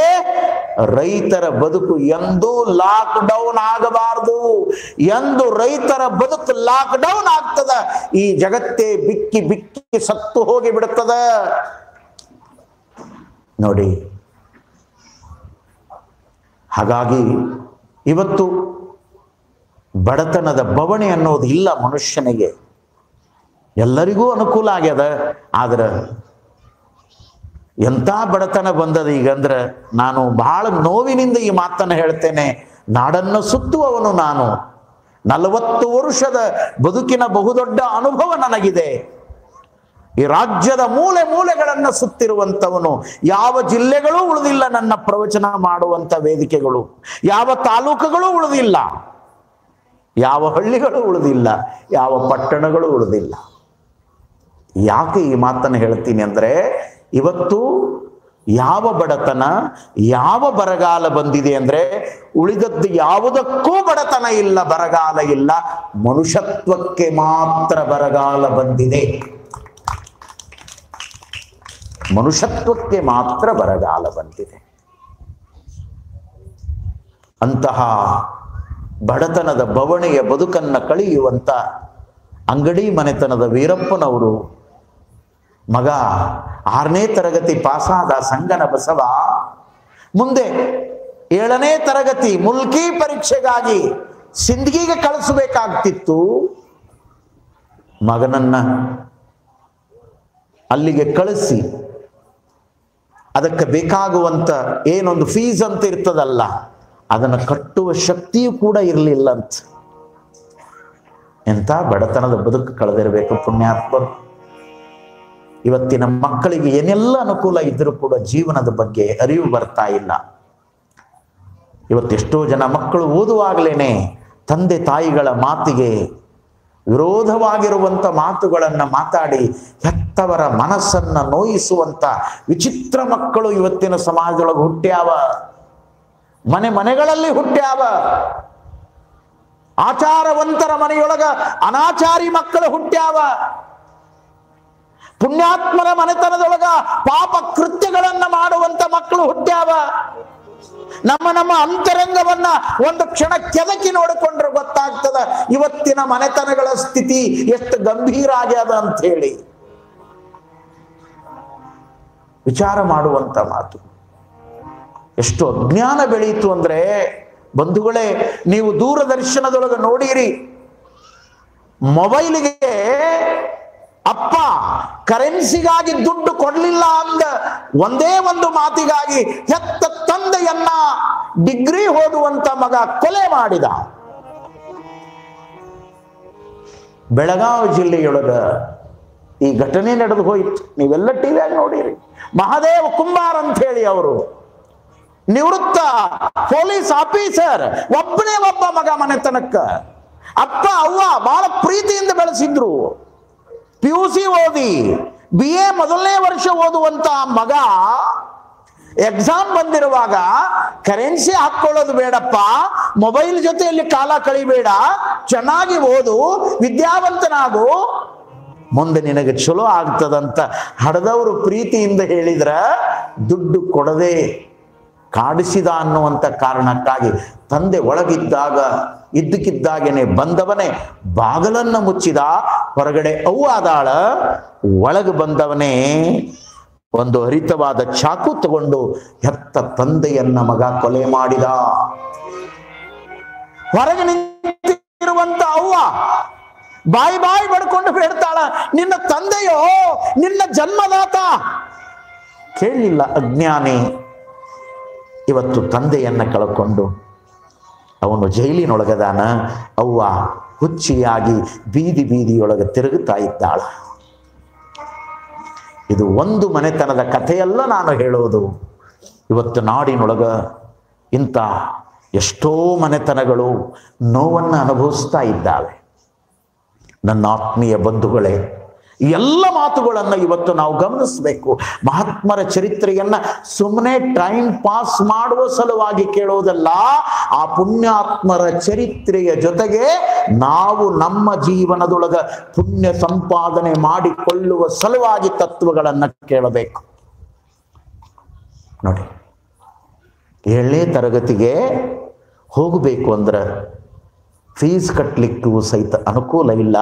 ನಿತ್ಯ ಸಂಗನ ಬಸವರು 6 ಕಿಲೋಮೀಟರ್ ನಡೀತಾ ಸಿಂದಗಿಗೆ ಹೋಗ್ತಿದ್ರು. 6 ಕಿಲೋಮೀಟರ್ ನಡೀತಾ ರಾಂಪುರಕ್ಕೆ ಬರ್ತಿದ್ರು. ಹಂಗೂ ಹಿಂಗೂ ಕಷ್ಟಪಟ್ಟು ವೀರಪ್ಪನವರು ಒಂದಿಷ್ಟು ವ್ಯವಸ್ಥೆ ಮಾಡಿದ್ರು. ಒಂದೇ ಒಂದು ಜೋಡು ಬಟ್ಟೆಯೊಳಗ ಆ 7ನೇ ತರಗತಿಯ ಮುಲ್ಕಿ ಪರೀಕ್ಷೆಗಾಗಿ ಅಧ್ಯಯನ ಮಾಡುವಂಥ ಪ್ರಸಂಗದೊಳಗ JC ಮಳ್ಳಿ ಗುರುಗಳು ಅನ್ನುವಂಥವರು 1 ವರ್ಷ ಅವರಿಗೆ ಅಪರೂಪದ ಪಾಠ ಹೇಳಿದ್ರು. ಕಾರಣ ಏನು ಅಂದ್ರೆ ಸಂಗನ ಬಸವರ ನಡೆ ನುಡಿ, ಅವರ ಸದುವಿನಯ, ಇದೆಲ್ಲವೂ ಕೂಡ ಆ ಗುರುವಿನ ಮೇಲೆ ಬಹಳ ದೊಡ್ಡ ಪ್ರಭಾವ ಬೀರಿತ್ತು. ಅವರು ಇವರ ಮೇಲೆ ವಿಶೇಷವಾದ ಲಕ್ಷ್ಯ ಇಟ್ಟು ಪ್ರೀತಿಯಿಂದ ಅವರಿಗೆ ಸಂಸ್ಕಾರ ಕೊಡುವುದರ ಮೂಲಕ ಸಂಗನ ಬಸವರನ್ನ ಬಹಳ ಅಕ್ಕರೆಯಿಂದ ಕಾಣುತ್ತಾ ತಮ್ಮೊಳಗಿರುವಂತ ಆ ವಿದ್ಯೆಯನ್ನ ಅವರಿಗೆ ಧಾರೆ ಎರೆದರು. ವಿದ್ಯಾರ್ಥಿಯಾದವನಿಗೆ ವಿನಯವೇ ಭೂಷಣ. ಅದನ್ನ ಇಟ್ಟುಕೊಂಡೇ ಅವರು ತಮ್ಮ ಬದುಕಿನೊಳಗ ಇದನ್ನೆಲ್ಲ ಸಂಪಾದನೆ ಮಾಡಿದ್ರು. ನಿಮಗೆ ಆಶ್ಚರ್ಯದ ಮಾತು ಹೇಳ್ತೀನಿ, JC ಮಳ್ಳಿ ಗುರುಗಳ ಸಂಸ್ಕಾರದಿಂದ ಆ ವರ್ಷ 7ನೇ ತರಗತಿಯ ಮುಲ್ಕಿ ಪರೀಕ್ಷೆಯನ್ನ ಸಂಗನ ಬಸವರು ಫಸ್ಟ್ ರ್ಯಾಂಕಿನೊಳಗ ಪಾಸ್ ಮಾಡ್ತಾರೆ ಅವತ್ತಿನ ಕಾಲದೊಳಗ. ನೋಡಿ, ಈ ಪ್ರಸಂಗ ಒಂದು ಸಾಕು. ಇವತ್ತಿನ ಮಕ್ಕಳಿಗೂ ಕೂಡ ಸಂಗನ ಬಸವರ ಚರಿತ್ರೆ ಎಷ್ಟು ದೊಡ್ಡ ಪಾಠ ಕಲಿಸ್ತದೆ. ಅದನ್ನು ಯಾವ ರೀತಿ ತಿಳಿಸಬೇಕು ಅನ್ನುವಂಥ ಅರಿವಿದ್ದವರು ತಿಳಿಸಿಬಿಟ್ರೆ ಮಕ್ಕಳ ಬದುಕಿನೊಳಗೆ ಎಷ್ಟೋ ದೊಡ್ಡ ಪರಿವರ್ತನೆ. ನೋಡಿ, ಅಂತ ಅಪರೂಪದ ಪ್ರಸಂಗವನ್ನ ಸಾಧನೆ ಮಾಡಿ ಸಂಪಾದನೆ ಮಾಡಿಕೊಂಡ್ರು. ಮುಂದೆ SSC ಅವತ್ತಿನ ಕಾಲದೊಳಗೆ ಮುಲ್ಕಿ ಆದಮೇಲೆ 1 ವರ್ಷದ ಪರೀಕ್ಷೆ ಅದು. ಅದನ್ನು ಪಾಸ್ ಮಾಡಿದ್ರೆ ಅವತ್ತಿನ ದಿನಮಾನದೊಳಗೆ ಬಹಳ ದೊಡ್ಡ ಡಿಗ್ರಿ ಮಾಡಿದಂಗೆ ಅದು. ಆದ್ರೆ ಅದಕ್ಕೆ ಎಲ್ಲ ರೀತಿಯ ಅನುಕೂಲವನ್ನು, ಬಹಳ ಅಲ್ಲ, ಕೇವಲ ಒಂದು 200 ರೂಪಾಯಿ ಖರ್ಚು ಮಾಡಿದ್ರೆ ಅದು ಮುಗಿತಿತ್ತು. ಅಷ್ಟನ್ನ ವೀರಪ್ಪನವರಿಗೆ ಹೊಂದಾಣಿಕೆ ಮಾಡಕ್ಕೆ ಆಗಲಿಲ್ಲ ಅಂತ, ಹಾಗಾಗಿ ಅದನ್ನು ಮುಂದುವರಿಸಲಿಕ್ಕೆ ಸಂಗನ ಬಸವರಿಗೆ ಆಗಲಿಲ್ಲ. ಒಟ್ಟಾರೆ ಮುಲ್ಕಿ ಪರೀಕ್ಷೆ ಪಾಸ್ ಮಾಡಿಕೊಂಡು ಅವರು ನಿಜವಾಗಲೂ ಕೂಡ ಅಕ್ಷರ ಜ್ಞಾನವನ್ನು ಸಂಪಾದನೆ ಮಾಡಿಕೊಂಡು ಬಾಲ್ಯತನದಿಂದ ಯೌವನಾವಸ್ಥೆಗೆ ಪಾದಾರ್ಪಣೆ ಮಾಡುವಾಗ ಅವರ ಚಟುವಟಿಕೆಗಳು ಏನಾಗಿದ್ವು ಅಂದ್ರೆ, ಕನ್ನಡದೊಳಗೆ ಒಂದು ಗಾದೆ ಮಾತದ, ಹಿರಿಯರು ಹೇಳ್ಯಾರ, ಬೆಳೆವ ಸಿರಿ ಮೊಳಕೆಯಲ್ಲಿ ನೋಡು ಅಂತ ಹೇಳಿ. ಮುಂದೆ ಈ ಮಗು ಜೀವನದೊಳಗ ಜೀವಮಾನದ ಬಹುದೊಡ್ಡ ಸಾಧನೆಯನ್ನ ಮಾಡ್ತಾನೆ ಅನ್ನೋದಕ್ಕ ಇವೆಲ್ಲವೂ ಕೂಡ ಲಕ್ಷಣಗಳಾಗಿ ಸಂಗನ ಬಸವರಲ್ಲಿ ತೋರ್ತಾ ಇದ್ದು. ಬಹಳ ಅಪರೂಪ ಅದು ನೋಡಿ. ಆ ಪ್ರಸಂಗದೊಳಗೆ ಸಾಧು ಸಿದ್ಧರಾಮರ ಸತ್ಸಂಗ ಅಥವಾ ಒಂದಿಷ್ಟು ಅಧ್ಯಾತ್ಮದ ಮಾರ್ಗದಲ್ಲಿ ಇರುವಂಥ ಮನುಷ್ಯ, ಆತನಿಗೆ ಸಂಗೀತ ಸಾಹಿತ್ಯ ಇದೆಲ್ಲದರ ಒಲವಿತ್ತು, ತಮಗೇನೇನು ತಿಳಿದಿತ್ತು ಅದನ್ನೆಲ್ಲ ಇವರಿಗೆ ತಿಳಿಸ್ತಾ ಇರುವಂಥ ಪ್ರಸಂಗದೊಳಗೆ ನಡೆ ನುಡಿ ಚಿಂತನ ಇದೆಲ್ಲವೂ ಬದಲಾವಣೆಯಾಯಿತು. ಮುಂದೆ ಈತನೊಬ್ಬ ಮಹಾತ್ಮನಾಗ್ತಾನೆ ಅನ್ನುವಂಥ ಭಾವ ಸಾಧು ಸಿದ್ಧರಾಮರಲ್ಲಿ ಬಂತಂತ. ಈ ಭಾವ ಬಂದಾಗ ಆ ಪುಣ್ಯಾತ್ಮ ಸಂಗನ ಬಸವರನ್ನ ಒಂದು ವಿಶೇಷವಾದ ಗೌರವದ ಶಬ್ದದಿಂದ ಗೌರವಿಸ್ತಿದ್ದ. ಏನದು ಶಬ್ದ ಅಂದ್ರ ರಾಮದೇವರು ಅಂತ ಕರೀತಿದ್ನಂತ ಅರ್ಥ. ಆದರ್ಶ ಪುರುಷೋತ್ತಮ ರಾಮ. ಇವತ್ತು ನಮ್ಮ ವೈಷ್ಣವ ಪಂಥದ ಪರಂಪರೆಯೊಳಗ ಏನು ಬಹಳ ದೊಡ್ಡ ದೊಡ್ಡ ಮಠಗಳಿದ್ದಾವೆ, ಆ ಮಠದ ಸ್ವಾಮಿಗಳೆಲ್ಲರೂ ಕೂಡ ಇವತ್ತು ರಾಮನನ್ನ ರಾಮದೇವರು ಅಂತ ಕರೆದು ಗೌರವಿಸ್ತಾರೆ ನೋಡಿ. ಅಂತ ರಾಮದೇವರು ಅನ್ನುವಂಥ ವಿಶೇಷವಾದ ಪದವನ್ನ ಪಡ್ಕೊಂಡವರು ಸಂಗನ ಬಸವರು. ರಾಮದೇವ ಸಾಮಾನ್ಯ ವ್ಯಕ್ತಿಯಲ್ಲ, ಇತಿಹಾಸದೊಳಗ ಆದರ್ಶ ಪುರುಷೋತ್ತಮ ಅನಿಸ್ಕೊಂಡಿರುವಂಥವನು. ಹಾಗಾಗಿ ಆ ರಾಮದೇವರು ಅನ್ನುವಂಥ ಶಬ್ದದ ಜೊತೆಗೆ ಆನಂದ ಪಡ್ತಾ ಇರುವಾಗ, ಬಾಲ್ಯ ಕಳೆದು ಯೌವನಾವಸ್ಥೆಯ ಆ ಜೀವಮಾನದ ಸಾಧನೆಯೊಳಗೆ ಕಾಲವನ್ನು ಕಳೀತಾ ಇರುವಾಗ ಒಂದು ಅಪರೂಪದ ಪ್ರಸಂಗ ಅವರ ಬದುಕಿನೊಳಗೆ ನಡೀತದೆ. ಬಹುಶಃ ನಿತ್ಯಾನಂದ ಮಹಾರಾಜರು ಚರಿತ್ರೆಯೊಳಗೆ ಇದನ್ನೆಲ್ಲ ಬಹಳ ಸುಂದರವಾಗಿ ಎಣಿತಾ ಹೋಗಿದ್ದಾರೆ. ರಾಂಪುರದೊಳಗ ಕಲಾವಿದರಿಗೇನು ಕೊರತೆ ಇರಲಿಲ್ಲ. ಇಲ್ಲಿ ಹಾಡುವವರು, ಸಂಗೀತ ಬಲ್ಲವರು, ಅದರ ಜೊತೆಗೆ ರಂಗಭೂಮಿಯ ಕಲಾವಿದರು, ಬಯಲಾಟವನ್ನು ಮಾಡುವಂಥವರು, ಇವರೆಲ್ಲರಿಂದ ಕೂಡಿರುವಂಥದ್ದು. ಜೊತೆಗೆ ಭಜನೆಯನ್ನ ಮಾಡಿ ಬಹಳ ಸುಸ್ವರದೊಳಗೆ ಹಾಡುವಂಥವರು ಕೂಡ ರಾಂಪುರದ ಈ ನೆಲದೊಳಗೆ ಇದ್ದವರು. ಬಹುಶಃ ನಮ್ಮ ಹಳ್ಳಿಗಳೇ ಹಾಗಿದ್ದು. ನಮ್ಮ ಹಳ್ಳಿಗಳಲ್ಲಿ ರಾತ್ರಿ ಆಯಿತು ಅಂದ್ರೆ ನಮ್ಮ ರೈತರು ಹೊಲದಿಂದ ಬಂದು ಕಾಯಕ ಮಾಡಿ ಅಷ್ಟು ದಣವಾದ್ರೂ ಕೂಡ ಆಸರಿಕೆ ಬೇಸರಿಕೆ ಅಂತ ಎಂದೂ ಬಿಡಲಿಲ್ಲ ಪದ್ಧತಿಯನ್ನ. ಬಂದು ಕೆಲವರು ಸ್ನಾನ ಮಾಡ್ತಿದ್ರು, ಕೆಲವರು ಮುಖ ತೊಳ್ಕೊತಿದ್ರು, ವಿಭೂತಿ ಹಚ್ಕೊಳ್ಳೋರು ವಿಭೂತಿ ಹಚ್ಕೋತಿದ್ರು, ತಮ್ಮ ನಾಮಗಳನ್ನು ಹಚ್ಕೊಳ್ಳೋರು ನಾಮ ಹಚ್ಕೋತಿದ್ರು. ಊರಾಗಿರುವಂತ ಬಸವಣ್ಣ ದೇವ್ರ ಗುಡಿನೋ ಹನುಮಂತ ದೇವ್ರ ಗುಡಿನೋ ಮಠನೋ ಮಂದಿರವೋ ಅಲ್ಲಿ ಕೂತ್ಕೊಂಡು ನೋಡಿ ಹಸುವಾಗೋತನ ಶಿವ ಭಜನೆಯನ್ನ ಮಾಡ್ತಾ ಇದ್ರು, ಮಹಾತ್ಮರ ಗುಣಗಾನವನ್ನ ಮಾಡ್ತಿದ್ರು, ತತ್ವಗೀತೆಗಳನ್ನ ಹಾಡ್ತಿದ್ರು. ಎಂಥ ಪದ್ಧತಿಗಳಿದ್ದು ನಮ್ಮ ಹಳ್ಳಿಯಾಗ. ನಾವೆಲ್ಲ ಸಣ್ಣವರಿದ್ದಾಗ ನೋಡಿವಿ, ನೀವೆಲ್ಲ ಹಿರಿಯರು ನೋಡಿದವರದಿರಿ ಮಾಡಿದವರದಿರಿ. ಈಗ ಒಂದು ಹಳ್ಳಿಯಾಗಾರ ತೋರಿಸ್ರಿ ನೀವು. ಈಗಿನ ಭಜನೆನ ಬೇರೆ ಆಗ್ಯಾವ, ಅವು ಹೋಗ್ಯಾವ, ಶಿವ ಭಜನೆ ಹೋಗ್ಯಾವ. ಇವು ಬೆಳತನ ಭಜನೆ ಮಾಡ್ತಾವ ಕರೆ ಎಲ್ಲ ಲಾಸ್ ಹಾಕಾವ್, ಪ್ಲಸ್ ಏನೂ ಇಲ್ಲ. ಇವು ಬೇರೆ ನೋಡಿ. ಅಂದಿನ ದಿನಮಾನದ ಆ ಸಂಸ್ಕೃತಿ ರಾಂಪುರದೊಳಗಿತ್ತು, ರಾಂಪುರದ ನೆಲದೊಳಗಿತ್ತು. ಅದನ್ನೆಲ್ಲದನ್ನು ರೂಢಿಸಿಕೊಂಡ್ರು ಸಂಗನ ಬಸವರು. ಬಹಳ ವಿಶೇಷ ಅಂದ್ರ ಒಂದೊಮ್ಮೆ ಅವರ ಜೀವನದೊಳಗ ಒಬ್ಬ ಅಪರೂಪದ ರಾಜಪ್ಪ ಮಾಸ್ತರ್ ಅನ್ನುವಂಥವ್ರು ಸಂಗೀತ ಬಲ್ಲವರು, ಅವರು ರಾಗಗಳ ಮಾಹಿತಿಯನ್ನು ಮಾಡಿಕೊಟ್ರಂತ. ಸಂಗೀತ ಇದು ಸಾಮಾನ್ಯ ವಿದ್ಯೆ ಅಲ್ಲ, ಇದು ಗಂಧರ್ವ ವಿದ್ಯೆ ಎನಿಸಿಕೊಂಡದು. ಸಂಗೀತಕ್ಕೆ ಜಾತಿ ಇಲ್ಲ, ಕುಲ ಇಲ್ಲ. ಸಂಗೀತಕ್ಕೆ ಜಾತಿನೇ ಇಲ್ಲ, ಕುಲ ಇಲ್ಲ. ಅದು ಕೆಲವರಿಗೆ ಮಾತ್ರ ಒಲಿತದೆ, ಎಲ್ಲರಿಗೂ ಒಲಿಯೋದಿಲ್ಲ. ಒಂದು ಶ್ರುತಿಯ ರಾಗದ ಆಲಾಪವನ್ನ ಮಾಡಬೇಕು ಅಂದ್ರೂ ಕೂಡ 16 ವರ್ಷದ ಸಾಧನೆ ಮಾಡಬೇಕಾಗ್ತದೆ. ಸುಮ್ಮನೆ ಅಲ್ಲದು, ಬರೇ ಶ್ರುತಿ ಹಚ್ಚಕ 16 ವರ್ಷ ಬೇಕು.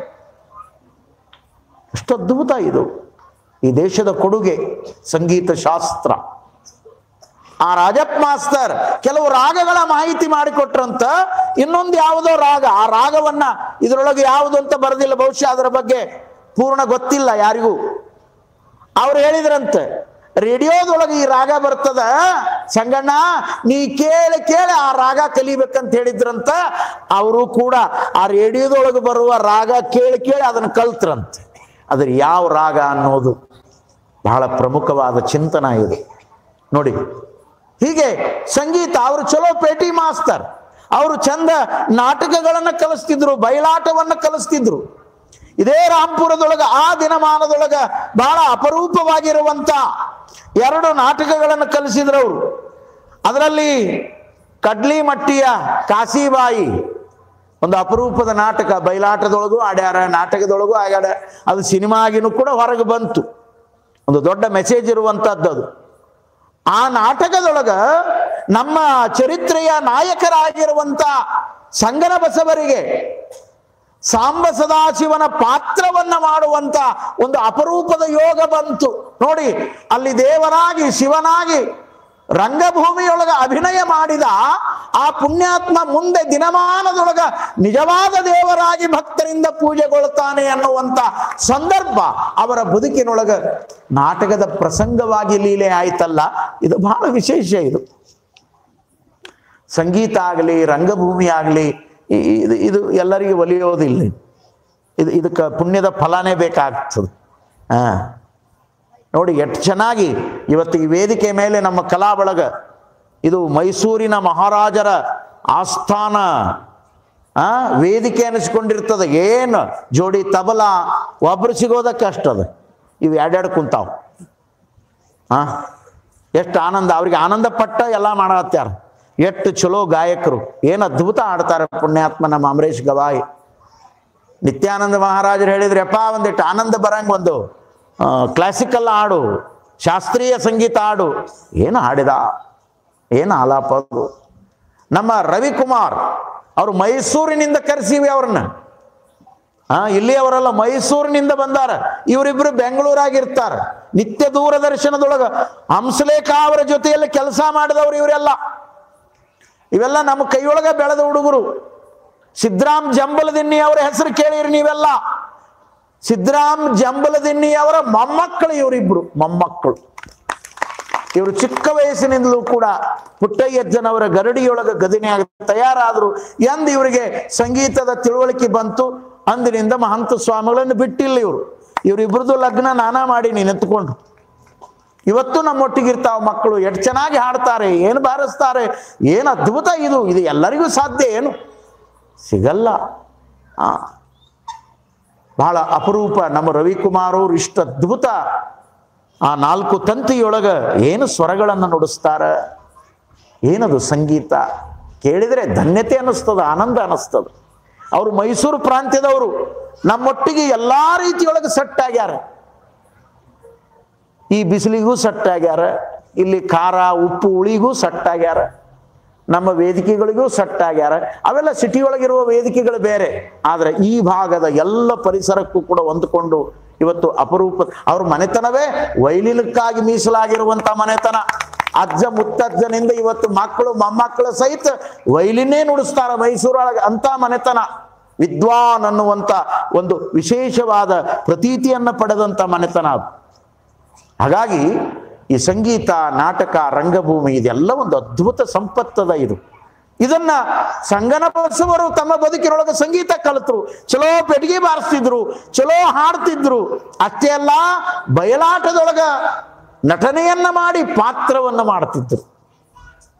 ನನಗೂ ಒಂದಿಟ್ಟು ಒಲ್ದದ ಅದೆಲ್ಲ. ನಾನು ಅಟ್ಟು ಇಟ್ಟು ಇವರೊಟ್ಟು ಪಂಡಿತನಾಗಿ ನಾ ಏನು ಹಾಡೋದಿಲ್ಲ, ಸುಮ್ಮ ಹಂಗೂ ಹಿಂಗೂ ಆಡ್ತೀನಿ. ಒಂದ್ಸಲ ಸ್ವರ ಚಂದ ಇರ್ತದ, ಒಂದ್ಸಲ ಕೆಡ್ತದ, ಹಂಗೂ ಹಿಂಗೂ ಆಡ್ತೀನಿ ಒಟ್ಟು.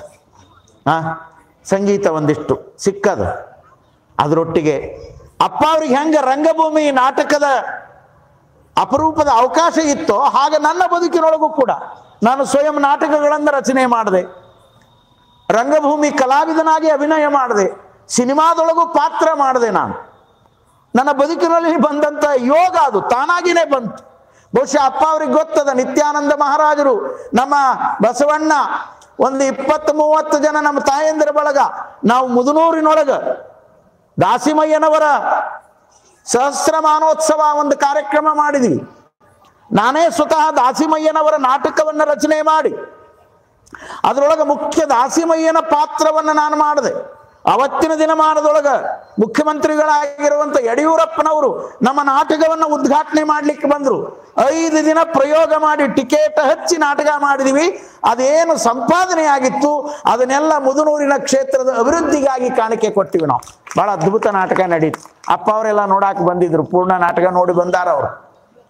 ಇವರು ಬಂದಾರ, ಶರಣರು ನೋಡ್ಯಾರ ನಮ್ಮ ನಾಟಕ. ಹಾಗಾಗಿ ಇವೆಲ್ಲ ಕಲೆಗಳು ಜೀವನದೊಳಗ ಅವು ಒಂದಿಷ್ಟು ಆಧ್ಯಾತ್ಮದ ಅಂಶದ ಜೊತೆಗೆ ಇವು ಹುಟ್ಟುಕೊಳ್ತಾವ, ಇವು ಬರ್ತಾವ, ಇದೆಲ್ಲ ಸಾಧನೆ ಇರ್ತದೆ. ಹಾಗೆ ನಮ್ಮ ಅಪ್ಪಗಳು ಈ ಚರಿತ್ರೆಯ ಪುಣ್ಯ ಪುರುಷರಾಗಿರುವಂಥ ಸಂಗನ ಬಸವರಿಗೆ ಈ ಎಲ್ಲ ಕಲೆಗಳು ಕೂಡ ಕರಗತ ಆಗಿದ್ದು. ಅದಕ್ಕಾಗಿನೇ ಸರ್ವಜ್ಞ ಒಂದು ಮಾತನ್ನು ಹೇಳ್ತಾನ, ಎಲ್ಲ ಬಲ್ಲವರಿಲ್ಲ, ಬಲ್ಲವರು ಬಹಳಿಲ್ಲ, ಬಲ್ಲವರಿದ್ದು ಬಲವಿಲ್ಲ, ವಿದ್ಯೆ ಅದು ಎಲ್ಲರಿಗೂ ಇಲ್ಲ ಸರ್ವಜ್ಞ ಅಂತ ಹೇಳ್ತಾನೆ. ಅದು ಎಲ್ಲರಿಗೂ ಇರ್ಲಿಕ್ಕೆ ಸಾಧ್ಯ ಇಲ್ಲ. ಸಂಗೀತ ಕೆಲವರನ್ನ ಆಯ್ಕೆ ಮಾಡ್ಕೊಳ್ತದ, ಸಾಹಿತ್ಯ ಕೆಲವರನ್ನ ಆಯ್ಕೆ ಮಾಡ್ಕೊಳ್ತದ, ರಂಗಭೂಮಿ ಕೆಲವರನ್ನ ಆಯ್ಕೆ ಮಾಡ್ಕೊಳ್ತದ. ಅದನ್ನ ಚಲೋ ಬಳಸ್ಕೊಂಡ್ರೆ ಉದ್ಧಾರ ಆಗ್ತಾರ, ಅದನ್ನ ದುರುಪಯೋಗ ಮಾಡಿಕೊಂಡ್ರ ಅಧೋಗತಿಗೆ ಬೀಳ್ತಾರ. ಎಲಿವಾಳದ ಸಿದ್ದಯ್ಯನವರು ಅಂತಾಗಿ ಹೋದ್ರ ನಮ್ಮ ನಾಡಿನೊಳಗ. ಹಿರಿಯರಿಗೆ ಗೊತ್ತದ ಎಂತ ಅದ್ಭುತ ರಂಗಭೂಮಿ ಕಲಾವಿದರು ಅಂದ್ರ, ಎಲಿವಾಳ ಸಿದ್ದಯ್ಯನವರು ರಂಗಭೂಮಿಗೆ ಬಂದು ಮೈಕಿನ ಮುಂದೆ ನಿಂತು ಅಂದಿನ ದಿನಮಾನದೊಳಗ ಡೈಲಾಗ್ ಹೇಳಿದ್ರ ರಾಜಕುಮಾರ್ ಸೈಡಿಗೆ ನಿಂತು ನೋಡ್ತಿದ್ನಂತ. ಅಂತ ಪುಣ್ಯಾತ್ಮ.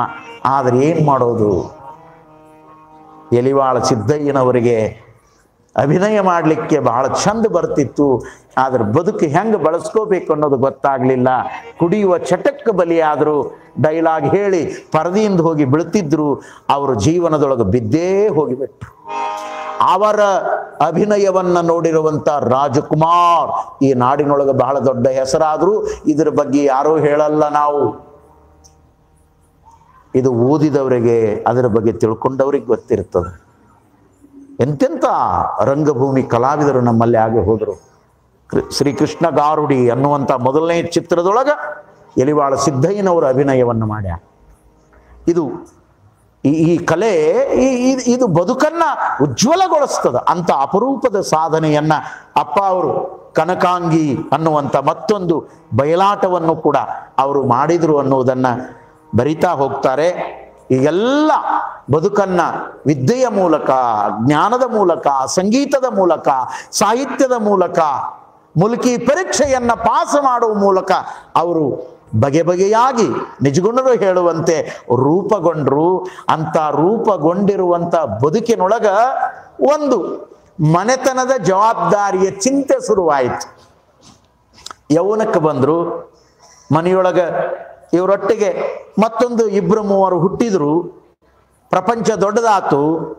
ವೀರಪ್ಪನವರು ಹಡೆದ ತಾಯಿಯಾಗಿರುವಂಥ ನೀಲಗಂಗಮ್ಮ, ಬಡತನ, ದುಡಿಲಿಲ್ಲ ಅಂದ್ರೆ ಒಂದೊತ್ತಿನ ಗಂಜಿಗೂ ಕೂಡ ಅವಕಾಶ ಇಲ್ಲ.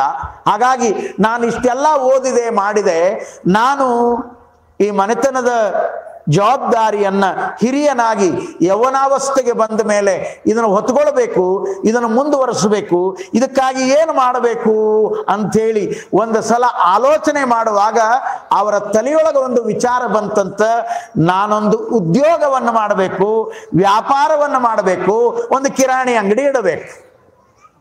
ನೋಡಿ, ಈ ಕಿರಾಣಿ ಅಂಗಡಿ ಇಟ್ಟ ಮೇಲೇನ ಅವರಿಗೆ ಅಂಗಡಿಯವರಂತ ಹೆಸರು ಬಿದ್ದದ. ಮೊದಲು ಬಾಗೋಡಿ ಮನೆತನ ಇದು.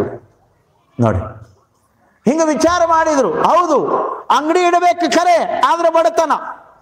ಸಂಸಾರದ ಜವಾಬ್ದಾರಿಗಾಗಿ ನೀಲಗಂಗಮ್ಮ ತಾಯಿ ಹೈನುಗಾರಿಕೆ ಮಾಡ್ತಿದ್ಲು. ಹೈನುಗಾರಿಕೆ ಅಂದ್ರೆ ದೊಡ್ಡ ಡೈರಿ ಅಲ್ಲ, ಒಂದು ಎಮ್ಮೆ ಕಟ್ಟಿರ್ಬೇಕು, 2 ಆಕಳ ಕಟ್ಟಿರ್ಬೇಕು, ಇಷ್ಟಲ್ಲ ಅವತ್ತಿನ ಕಾಲದ ಹೈನುಗಾರಿಕೆ. ಅಟ್ಟ ಹಾಲು ಹಿಂಡೋದು, ಅದನ್ನ ಒಂದಿಟ್ಟು ಕೊಡೋದು, ಅದ್ರೊಳಗೆ ಏನು ಬರ್ತಿತ್ತು ಅದ್ರೊಳಗೆ ಜೀವನ ಮಾಡೋದು ಬಹಳ ದೊಡ್ಡದು. ಅವಾಗೆಲ್ಲ 4 ಆಣೆಗೂ ಕೂಡ ಬಹಳ ಕಿಮ್ಮತ್ತೆ ಇತ್ತು, 1 ಪೈಸೆಗೂ ಕೂಡ ಬಹಳ ಕಿಮ್ಮತ್ತಿತ್ತು. 4 ಆಣೆ ತಗೊಂಡು ಮಾರ್ಕೆಟಿಗೆ ಹೋದ್ರೆ 1 ವಾರಕ್ಕೆ ತಿಂಗಳಿಗಾಗೊಟ್ಟು ಸಂತಿ ತರಬಹುದಿತ್ತು, ಅಟ್ಟಿತ್ತು ಆ ಕಾಲ. ಇವತ್ತು ಎಷ್ಟು ತಗೊಂಡು ಹೋದ್ರು ನಿಮ್ಮ ಕಿಸೆ ಸಹಿತ ತುಂಬಂಗಿಲ್ಲ. ನೀವು ಕಿಸೆ ತುಂಬ ರೊಕ್ಕ ತಗೊಂಡು ಹೋಗ್ರಿ, ನೀವು ತುಂಬೋದೇ ಇಲ್ಲ. ಇವತ್ತು ಎಲ್ಲದೂ ಸಣ್ಣದಾಯಿತು, ಅದ ಭಾಳ ದೊಡ್ಡದಾಯಿತು. ಇವತ್ತು ರೊಕ್ಕ ರೊಕ್ಕ ರೊಕ್ಕ ಅಂತದ ಜಗತ್ತ. ರೊಕ್ಕ ಬಿಟ್ಟರೆ ಮತ್ತೆ ಬೇರೆ ಸುದ್ದಿನೇ ಇಲ್ಲ ನೋಡ್ರಿ ನೀವು, ಬರೇ ರೊಕ್ಕ ರೊಕ್ಕ ರೊಕ್ಕ. ಅವೇನು ಮಳೆಗಾಲದಾಗ ಒದರ್ತಿರ್ತಾವಲ್ರಿ, ಏನು ಕಪ್ಪಿ, ಇವು ರೊಕ್ಕ ರೊಕ್ಕ ಅಂದ್ರೂ ಕಪ್ಪಿ ಆಗ್ಯಾವು. ಅವು ಏನು ಅನ್ನಂಗಿಲ್ಲ ನೋಡ್ರಿ, ರಾಕ್ ರಾಕ್ ರಾಕ್ ಅಂತಿರ್ತಾವ.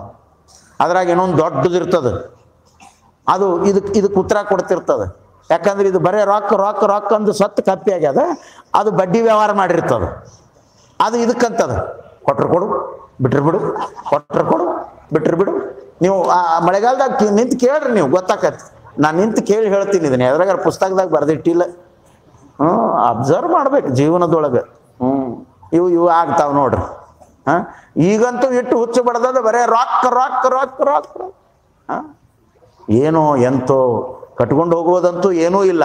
ಜೀವನಕ್ಕೆ ಬರೋದು 1 ಪುಣ್ಯ, 1 ಪಾಪ, 1 ಒಳ್ಳೆಯದು, 1 ಕೆಟ್ಟದ್ದು, ಇಷ್ಟೇ ಅಲ್ಲ. ಇಟ್ಬಿಟ್ರೆ ಏನದ ವಿಚಾರ ಮಾಡಿ. ಅದಕ್ಕಾಗಿ ಒಬ್ಬ ಹಿಂದಿ ಕವಿ ಬಹಳ ಚಂದ ಹೇಳ್ತಾನೆ, ಇವತ್ತಿನ ಕಾಲದ ಜನರ ಮಂತ್ರ ಹಿಂಗಾಗ್ಯದಲ್ಲ, ಐಸೆ ಹೋ ಕೈಸೆ ಹೋ ಮಗರ್ ಪೈಸೆ ಹೋ. ಅದು ಹೆಂಗಾರ ಬರಲಿ, ಹಂಗಾರ ಬರಲಿ, ಹಿಂಗಾರ ಬರಲಿ, ಒಟ್ಟು ಬೇಕು ಪೈಸಾ ಪೈಸಾ ಪೈಸಾ. ಇಲ್ಲಾಂದ್ರೆ ಕೆಲಸನೇ ಇಲ್ಲ ನೋಡಿ.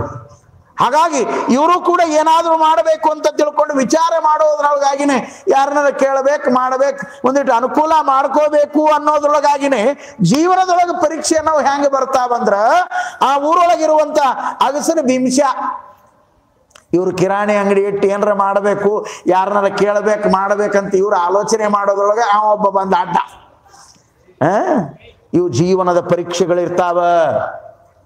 ಅದಕ್ಕೆ ಬಸವಣ್ಣನವರು ಬರೀತಾರ ಒಂದು ಮಾತನ್ನ, ತನುವನಲ್ಲಾಡಿಸಿ ನೋಡುವೆ ನೀನು, ಮನವನಲ್ಲಾಡಿಸಿ ನೋಡುವೆ ನೀನು, ಧನವನಲ್ಲಾಡಿಸಿ ನೋಡುವೆ ನೀನು, ಇದಕ್ಕೆಲ್ಲ ಅಂಜದಿದ್ದಡೆ ಭಕ್ತಿ ಕಂಪಿತ ನಮ್ಮ ಕೂಡಲ ಸಂಗಮ ದೇವ ಅಂತ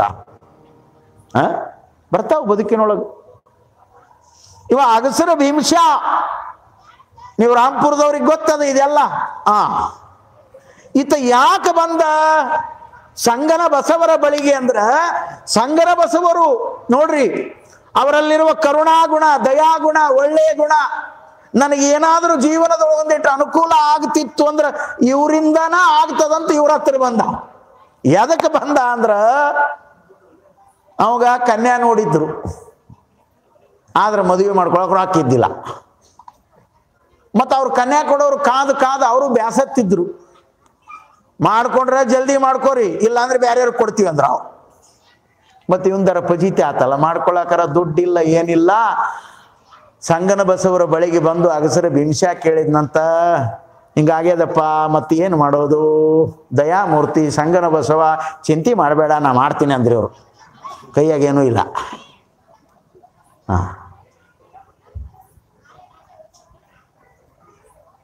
ಏಯ್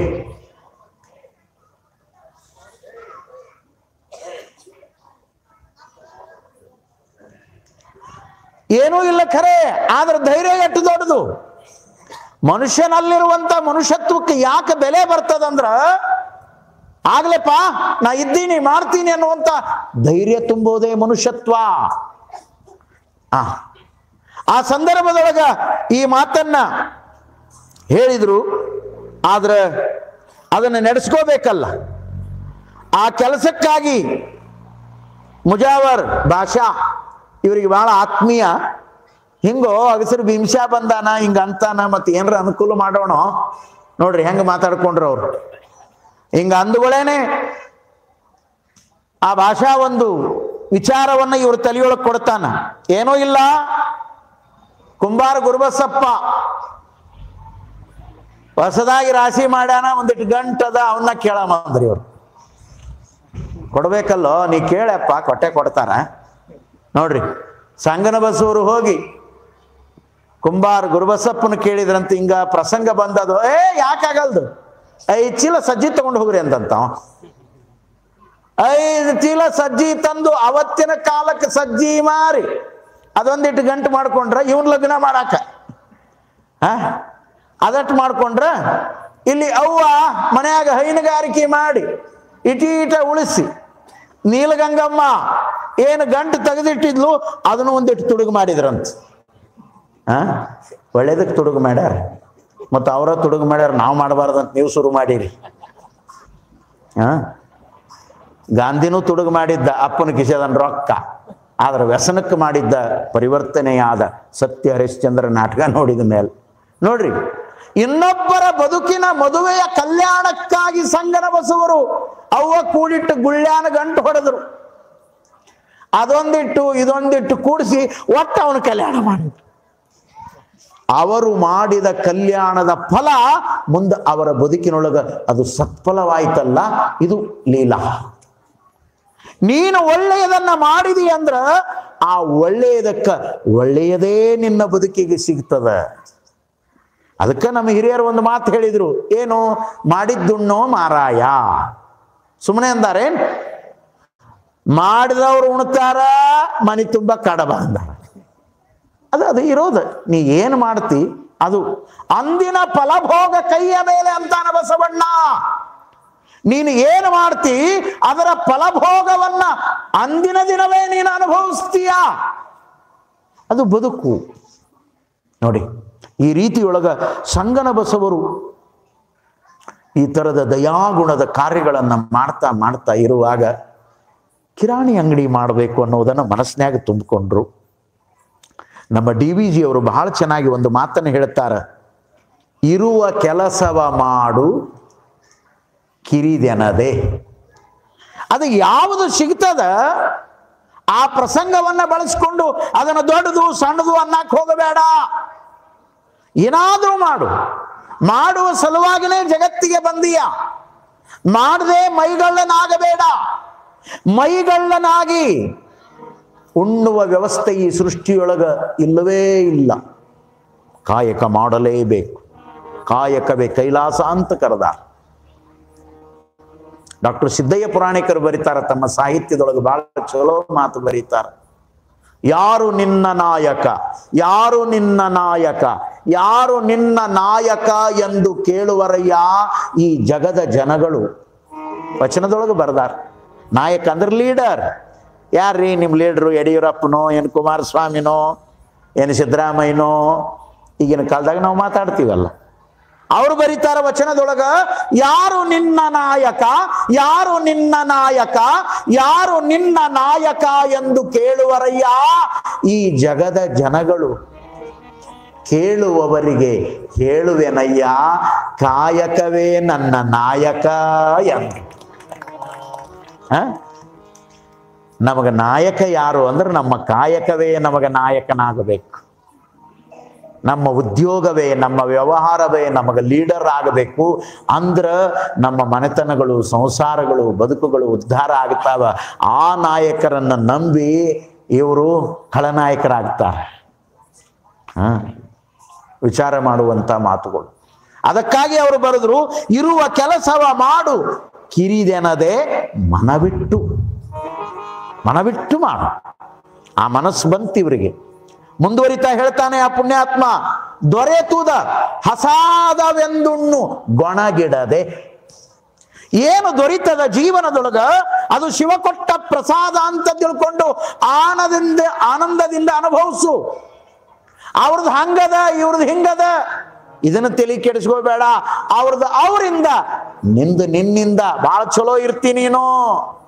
ಇನ್ನೊಬ್ಬರನ್ನ ನೋಡಿ ನೀನು ತಲೆ ಕೆಡಿಸ್ಕೊಂಡಿ ಅಂದ್ರ ನಿನ್ನ ಜೀವನದೊಳಗ ಸಾಯೋತನ ದುಃಖವೇ ತುಂಬುತ್ತದೆ ವಿನಃ ಸುಖದ ಕ್ಷಣಗಳನ್ನ ನೀನು ಅನುಭವಿಸ್ಲಿಕ್ಕೆ ಎಂದೂ ಸಾಧ್ಯ ಆಗೋದಿಲ್ಲ. ಎಷ್ಟು ಚಂದ ಮಾತು ಹೇಳಿದ್ರು ಅವರು. ದೊರೆತುದ ಹಸಾದವೆಂದುಣ್ಣು ಗೊಣಗಿಡದೆ ಧರಿಸು ಲೋಕದ ಭರವ. ಏನು ಬರ್ತದ ಅದನ್ನು ಧರಿಸು. ಇದು ಲೋಕ, ಇದು ಜಗತ್ತು, ಇದು ಅವನ ಆಟದ ಪಾಠಶಾಲೆ. ಇದು ಅದು ಏನೋ ಬರಲಿ ಅದನ್ನು ಸ್ವೀಕಾರ ಮಾಡು, ಪರಮಾರ್ಥವನ್ನು ಬಿಡದೆ. ಎಷ್ಟು ಚಲೋ ಮಾತು ಹೇಳಿದ್ರು. ಇಷ್ಟೆಲ್ಲ ಬಂದರೂ ಕೂಡ ಆಧ್ಯಾತ್ಮವನ್ನು ಬಿಡಬೇಡ, ಪರಮಾರ್ಥವನ್ನು ಬಿಡಬೇಡ, ಮಹಾತ್ಮರ ಮಾರ್ಗದರ್ಶನವನ್ನ ಮರಿಬೇಡ, ಬಿಡದೆ ಇದನ್ನು ಧರಿಸು ಅಂದ್ರು ಅವರು.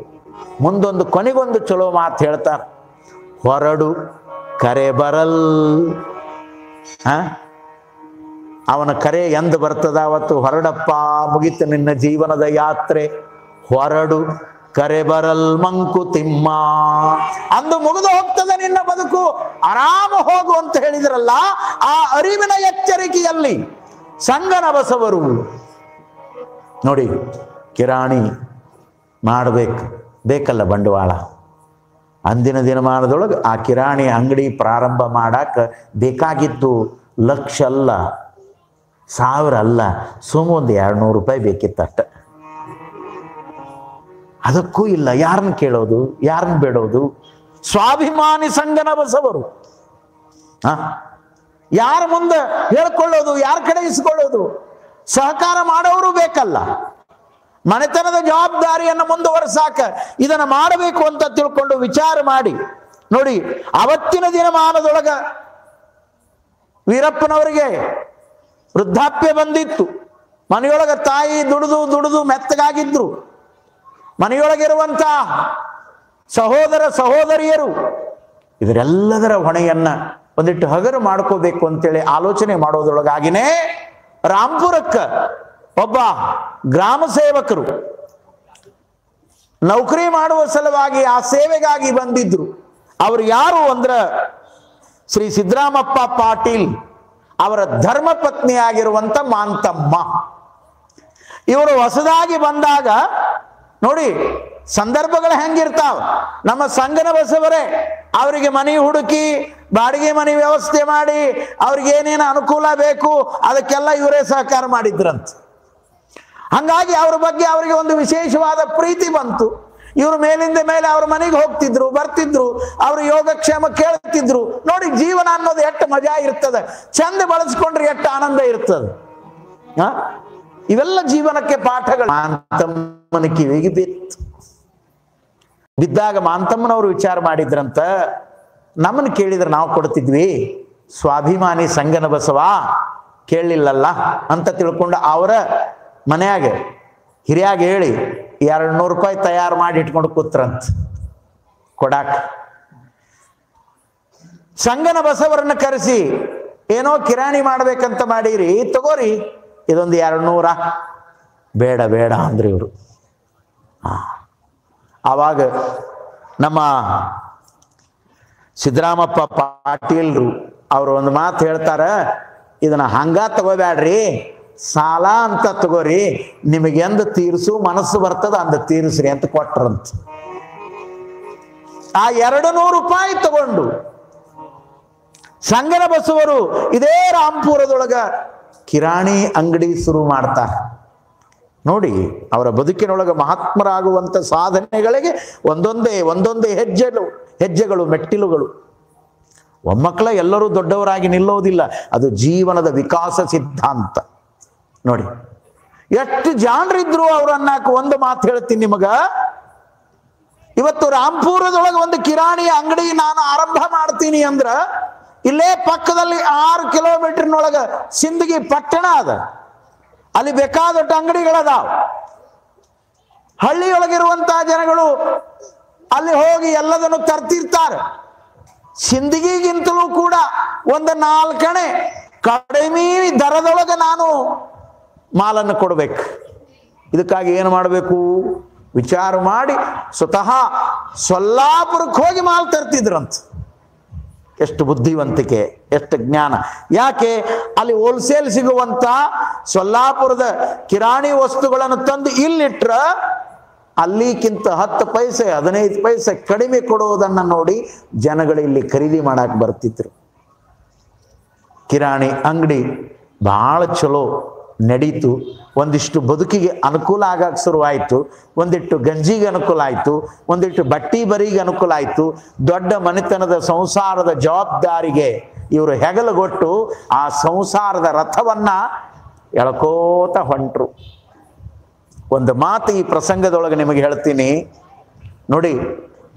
ಕಿರಾಣಿ ಅಂಗಡಿಯನ್ನ ಇಟ್ಟು ಇವ್ರು ಹೆಂಗ ವ್ಯಾಪಾರ ಮಾಡಿದ್ರು, ಹಂಗ ಈ ಸೃಷ್ಟಿಯ ಒಡೆಯನಾಗಿರುವಂತ ಪರಮಾತ್ಮನು ಕೂಡ ಒಂದು ಅಂಗಡಿ ಇಟ್ಟಾನಂತ ಈ ಜಗತ್ನ್ಯಾಗ.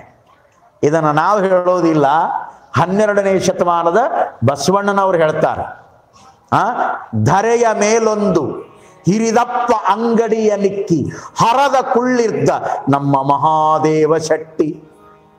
ನೋಡಿ, ಮಹಾದೇವ ಪರಮಾತ್ಮ ಅವನೊಬ್ಬ ದೊಡ್ಡ ಶೆಟ್ಟಿ, ವ್ಯಾಪಾರಿ, ಕಿರಾಣಿ ಅಂಗಡಿ ಮಾಲಕ. ಯಾವುದು ಅಂಗಡಿ? ಎಷ್ಟು ಚಂದ ಬರೀತಾರೆ ಬಸವಣ್ಣನವರು. ಧರಣಿಯ ಮೇಲೊಂದು ಹಿರಿದಪ್ಪ ಅಂಗಡಿಯ ನಿಕ್ಕಿ.